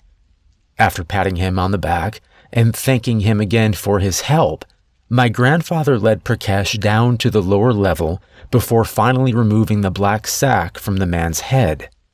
Prakash had looked dazedly around at the bright lights and new surroundings before focusing on us and smiling. He said he was ready to begin whenever we were, and in less than an hour, my grandfather was in the vault and under anesthesia, strapped down to the same metal table where so many outsiders had lain. I didn't like the look of him on that table. In a hospital gown, asleep and tied down, he looked so vulnerable. As he had instructed, I was standing at the open door to the hatch, gun ready in a holster at the back of my belt. I knew that Prakash had seen the gun, and I had made no attempt to hide it, figuring its presence might serve as a deterrent if he was up to something nefarious after all. But I thought my grandfather was right. Prakash seemed to be a good man who genuinely liked my grandfather and deeply appreciated him saving Prakash's daughter years before. They had talked amiably for a few minutes as my grandfather had gone under, and it seemed natural and heartfelt.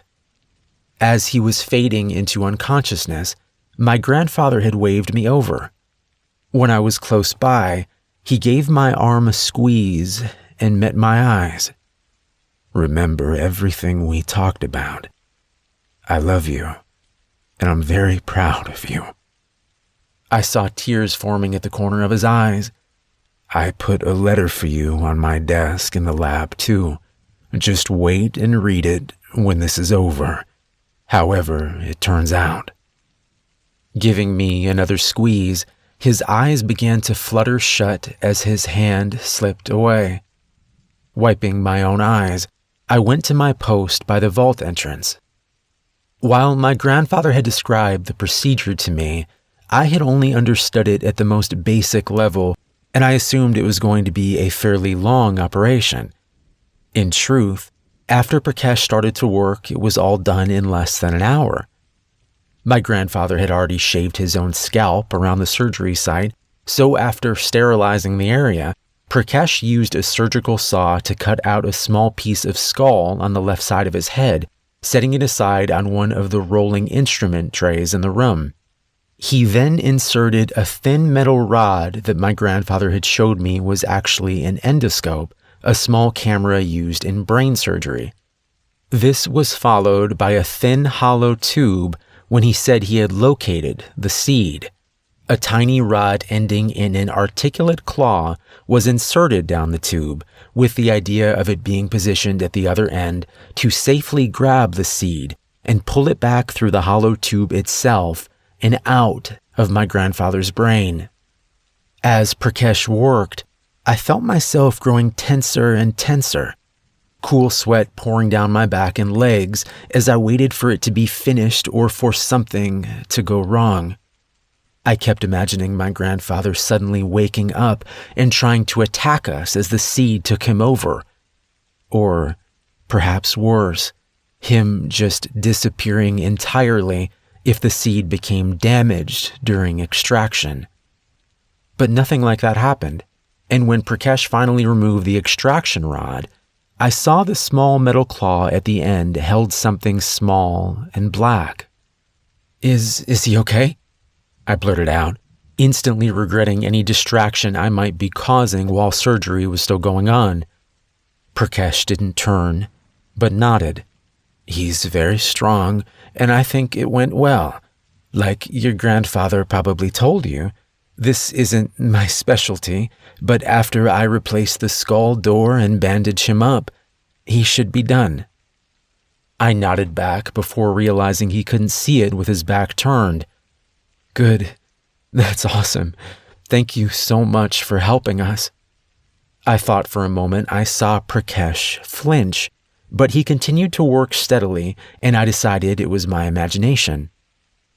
A few minutes later, he was finished and washing up, and when that was done, he approached me with a small plastic tray. In it was the seed. "He wanted you to store this, I think. In the lab, maybe." I nodded. In the days leading up to this, my grandfather and I had talked about a number of things, but much of the time was spent on showing me features of this place and teaching me more lessons about hunting. Most of it would come out casually in the way of a story about this or that, but I knew he was trying to prepare me for if I decided to stay and help him, or if he didn't make it, prepare me if I decided to carry on his work. I wasn't sure I knew the answer to any of the longer-term questions, but as the surgery day drew closer, I knew that at the very least, I was going to see him through it and make sure he was safe. And what Prakash was saying was true. My grandfather had wanted to store the seed in a secure freezer in case it didn't dissolve this time. He theorized it was possible since it was being extracted rather than disappearing from a corpse, and if it did stay, he wanted it safely confined and available for study. Seeing it held out to me in that plastic tray, it seemed like a physical manifestation of my relief that it was safely out of my grandfather. I smiled at Prakash, fighting the urge to give him a hug and reaching for the seed instead. I left the vault and went to the door of the lab, Prakash following behind. He was saying something about how impressed he was with my grandfather's setup down here, but I was hardly paying attention. Holding the seed, even in a tray, felt something akin to holding a poisonous snake, and as I carefully walked it into the lab, my eyes never left it. This was likely why it was so easy for Prakash to reach forward, yanking the gun out of my belt, holster and all, while shoving me forward with the other hand. I stumbled forward, my first panic thought of not dropping the seed, which rolled dangerously close to the edge of the tray's raised lip before setting back into the bottom. It then struck me what had actually just happened, and I turned to see Prakash slamming the door shut, his face looking sad as the slab of metal swung in and obscured him from view. I cursed and sat down the tray gingerly before running to the door.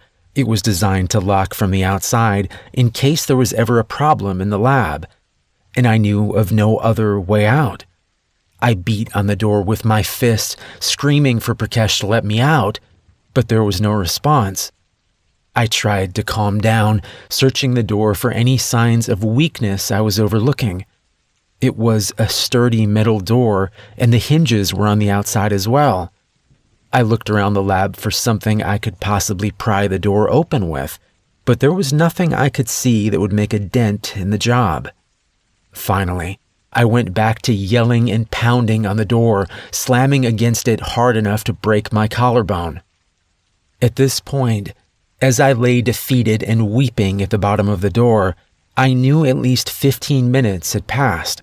Prakash could have easily killed him already or something even worse. He could be carrying him off to be tortured right now, and it was all because I thought it was over and let my guard down. I failed in the one thing my grandfather asked of me, to keep him safe.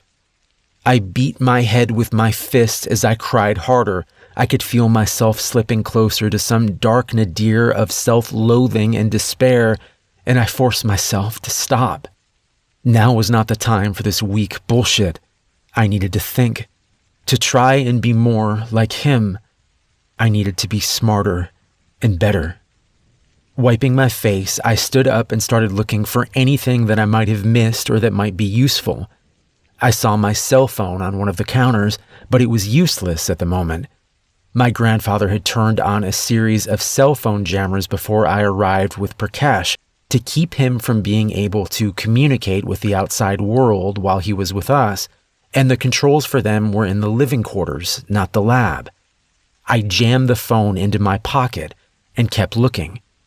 When I reached his desk, I saw the envelope he had left me sitting at its center. I hadn't even noticed it when I was looking for a pry tool for the door, but now it was hard to take my eyes away from it. I knew my time was limited, but I felt some dim hope that it would contain some solution for our predicament. That, like so many times before, my grandfather had outthought his opposition before they even knew he was there. I tore into the letter and saw it was written out in his deliberate but messy handwriting. Jason, you're a good man. You deserve to have a happy life, and you need to have your own reasons for what you do and how you live. I've asked a lot of you, and for the last few days I've been preparing you for this kind of life, but that's wrong and selfish of me. I won't ask you to sacrifice your happiness to continue my work after I'm gone. If you ever decide you want to, this place is yours, but I honestly hope that you don't. Hunting these outsiders is an important cause, but it's a very lonely life. I started out of pain and revenge, out of not caring if I lived or died. I've come to realize those aren't good reasons, or at least not good enough. And those aren't burdens I'd ever want for you. If I had to do it over, I'd have spent more time with you and your parents instead of pushing you all away. But life is a series of choices, and I can live with mine. I've managed to help those I could, and I got to spend the last few days with you. Hopefully I'll get to see you again, but either way, I'm satisfied with how things have turned out, and I hope you are too. I love you. Grandpa. Reading his words, I felt a swell of love for him. I also felt the resolute certainty that he was wrong. Looking back on the last few days, I realized I had felt a growing sense of purpose and rightness that I never had before. At times it had been terrifying, and I had no illusions I would be as good at it as my grandfather was. But I felt like I was capable of helping him, of helping others, and that it was what I was meant to do. Any last uncertainty faded away as I read the letter, my mind refuting his points as he made them. This could be a good and full life, and it didn't have to be lonely or done for the wrong reasons. And whatever my grandfather's reasons for starting down this path, I knew that he had stayed on it because he was a good and strong man that couldn't stand by while those evil things hurt people. And I was going to tell him that in person. I put the letter down, my mind racing as everything seemed to slow down around me. I had to be at 20 minutes now. If my grandfather was dead, time was less of an issue, but I doubted he was. Not yet. Assuming Prakash was taking him away from here and wanted him alive, he probably needed to stabilize him farther and then prep him for being moved. It was a guess, but that would probably take 15 or 20 minutes if he was having to monitor his vitals and keep him medicated enough to stay under without killing him. He then had to physically drag him up and out to a car, find keys for the car, and drive away. Another 10 minutes given how much larger my grandfather was than Prakash. That meant I might have 5 to 10 minutes before they were gone. That would have to be good enough. I ran to the refrigerator where he stored blood and tissue samples of outsiders. Looking through the blood vials, the most recent 2 were dated 3 months earlier. I had no idea if this was going to work and if freshness had anything to do with it, but it was the best chance I had at this point. I gave the vials a shake, uncapped the first one, and drank it down as quickly as possible. Immediately, my gag reflex tried to rebel against my plan. Punching my leg, I fought down the urge to vomit through gritted teeth and then uncap the second vial. Down the hatch. There was no nausea now, and I thought maybe the trouble was past. Then my midsection flamed into white-hot pain that dropped me to my knees. I would have screamed if I was able to, but there was no air left in my lungs, or in the world at all, it seemed. I fell onto my side, clutching my stomach with both hands as the pain rolled upward into my chest. I felt myself spasm once, twice, and then the pain was suddenly gone. God, I said, ragged breath slowly coming back to me. Okay. Part 1 done. Ideally, I would have waited longer before the next step to ensure that the blood had time to take, if it was going to take at all. But there was no time, and I was just going to have to hope for the best. Leveraging myself back to a semi-standing position, I used the counter to shuffle around to where the plastic tray sat. I swallowed my revulsion at the sight of the seed sitting there, its black surface reminding me of the dark surface of a spider's abdomen as it sat hunkered down and quietly dangerous. Not giving myself more time to think about it, I picked the seed up and swallowed it quickly like the world's bitterest pill. It had almost no taste other than being faintly salty, and I suspected that taste was coming from the bits of brain fluid clinging to its surface. I held onto the counter and waited, my worry building that ingesting it would either do nothing or just make it easier for it to take me over, blood or no blood. After a minute with no change, I walked slowly back over to the door and put my ear up to it, trying to hear any signs of what Prakash was doing or if my grandfather was still alive. At first, I heard nothing. Then I realized I was hearing something after all, a small popping sound, but it wasn't coming through the door, and as I turned and looked around the lab, I couldn't find its source there either. That's when I realized it was my collarbone knitting back together. Within a couple of seconds, the pain in my shoulder was entirely gone, and as I slammed my fist into the door again, I could feel the change immediately. My arms felt stronger, more solid, and with each blow, I felt the door starting to give way more and more. When I felt the first hinge pop loose on the other side, I shifted to kicking the door. 3 kicks later, it was down, and I was out.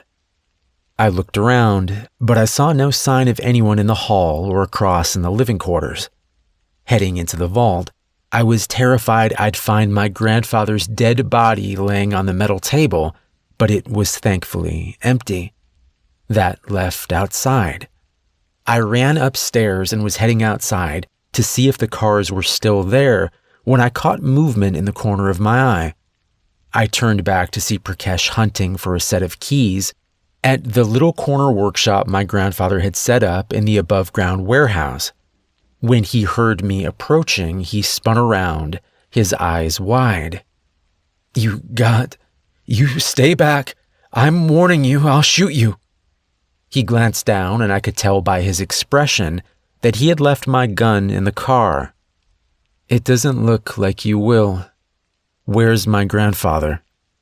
His eyes darted towards the cars outside, but he was already shaking his head. "I have to take him. They found me. They found my family. If I don't take him to them, they're going to take my wife, my baby girl. I raised my hand. "Stop. Shut up. Who took them?" "The cult. The House of the Claw. I think they had been looking for us since my daughter got away from them, but shut up again. Your daughter was part of the cult. He nodded weakly.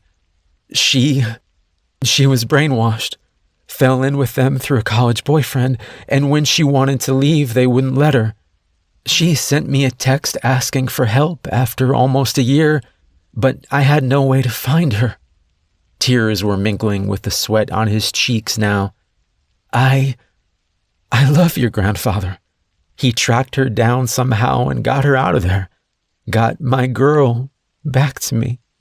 She's so much better now. So happy. I can't lose her again. I felt anger flooding my chest as I advanced closer across the warehouse floor. You dumb asshole. Did it ever occur to you that she never really left, or that she fell back in with them?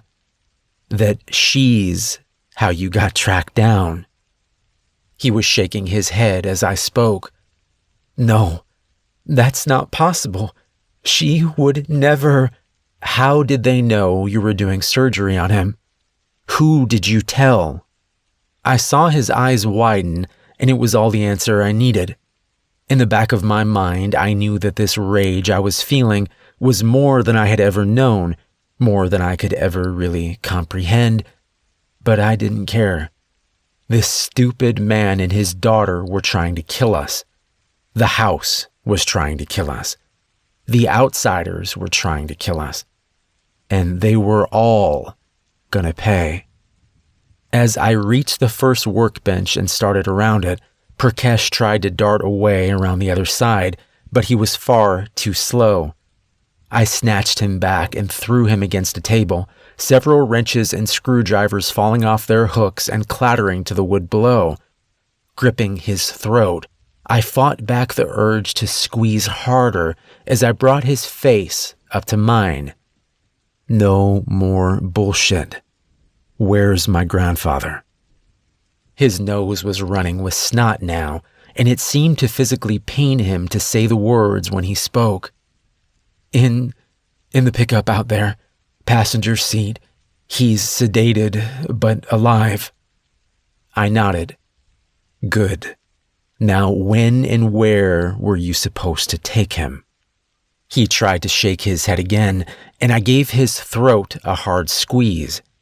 He croaked out, I can't tell you. I let go of his throat and grabbed his wrist, holding his left hand down to the table as I picked up one of the screwdrivers that had fell there. An hour ago, I couldn't have imagined ramming a screwdriver through a man's hand, but now it was surprisingly easy. After his hand was pinned, I slapped him hard across the mouth to stop his screaming. He gave out a wet sob and then told me he was supposed to be meeting them in a motel a couple of hours away at 10 o'clock that night. He told me the name of it and said he already had a room key in his pocket. I took it out and saw from the plastic keychain it was the room 609 at the Sunset Motor Lodge, just like he had said. Look, I've told you everything I know. Please let me go. Let me get my family to safety. I stared at him for a moment, weighing my options. I felt the stirrings of what felt like sympathy for him, but I knew better. I had spent so much of my life confusing weakness and uncertainty with mercy and consideration. It was easy to do living a mundane life where the stakes were low and very little mattered. I was finding out now that when things really mattered, the right thing to do was usually the hard thing, but it was also the easiest to see. Sorry, but I'm not done with you yet. After I quickly gagged and bound Prakash and secured him back down in the vault, I ran to the pickup truck to check on my grandfather. He was just as the man had said, slumped over and heavily sedated, but still very much alive. Reaching under the driver's seat, I pulled the key free from where it was taped and started up the truck. To be safe, I drove an hour away to a hospital where I told them that my grandfather had been attacked by some unknown assailant prior to my arriving to meet him for lunch at a local restaurant. Luckily, I'd had the foresight to drive in the direction of his actual hometown, which the hospital was over 45 miles from. And I had Googled restaurants so I could name a real place. The local police were still called, of course, and I gave them an earnest but unhelpful statement. Both the cops and the doctor had questions about the shaved portion of his scalp and the surgically precise wound to his skull, but they could only listen to so many blank-eyed and shrill assertions by me that they needed to find whoever the maniac was that did that to my grandpa, before sullenly giving up. The whole thing looked bizarre, but what could they do about it? 3 hours later, I was done with questions and knew he was in stable condition, so I left to finish what had to be done. By 8 o'clock, I was in room 609 waiting, and the evil cultists were punctual, if nothing else. At 9:59, there was a heavy knock on the door. Looking out the peephole, I saw 3 figures, meaning there was at least 1 or 2 more out there somewhere. I opened the door, staying behind it, figuring they would come on in and be distracted when they saw what was inside. It worked well. As the light from the parking lot security lights spilled across the room, 2 figures tied to motel chairs were illuminated, their forms and features a patchwork of amber light and shadow as the men entered the room in confusion. The first figure was Prakash. He was clearly dead, his arms broken and held at odd angles, and his throat cut almost to the point of decapitation. The second was Prakash's 30-year-old daughter, Gabrielle. Or, as one of the cultists called her, "Gabby, baby, what are you doing here?" The man was rushing forward to kneel at her side, trying to pull the gag off her tear-streaked face. Her eyes had gone to him immediately when the door opened, but now they were back on me, the shadow behind the door. She tried to scream a warning through the gag as it was yanked down, but it was too late. I slammed the door shut behind them, driving a knife into the neck of the closest one as the third started turning towards me. He started fumbling for a gun, but he was slow, and by the time he started to raise it, I had already removed the knife from his friend and slashed it across his eyes, banishing any idea of attack from him forever. He clutched his face as he began to yell, but it was all short-lived. 5 fast stabs into his torso, and he slumped to the floor as his life seeped out onto the dirty orange carpet. By this point, Gabby's voice was free, and she was yelling for Keith to kill me. Keith had different ideas, as he had abandoned trying to free her and was running for the bathroom. They were all going to die. I was going to pursue Keith, but then the front door crashed open as the remaining members of the cell came barreling in. I jammed my knife into the smaller one's thigh, but my hand slipped off the blood-soaked handle, even as the larger of the two brought a ham-sized fist down across my face. I felt something give as my jaw shattered and the world went gray. I was only out for a couple of moments, but it was enough time for the pair of them to hit me again and for courageous Keith to come back in and start trying to explain to Gabby baby the merits of a strategic retreat. I acted as though I was nearly unconscious, taking the hits while trying to propel myself back to the front door. It had slammed back closed after their entry, and while the latch was broken, it seemed wedged shut pretty tight. I assumed they noticed it too, or they wouldn't have let me fall against it in the first place, laughing bitterly about how they were going to kill me for what I had done to their friends. They looked confused as I pushed myself up the door slowly and looked at them, my eyes clear. My face felt swollen and lopsided, and I could feel my jaw itching. "You have Keith looked at the other two, the smaller of which was sitting on the floor now trying to tie a belt around his leg. What the hell is he saying?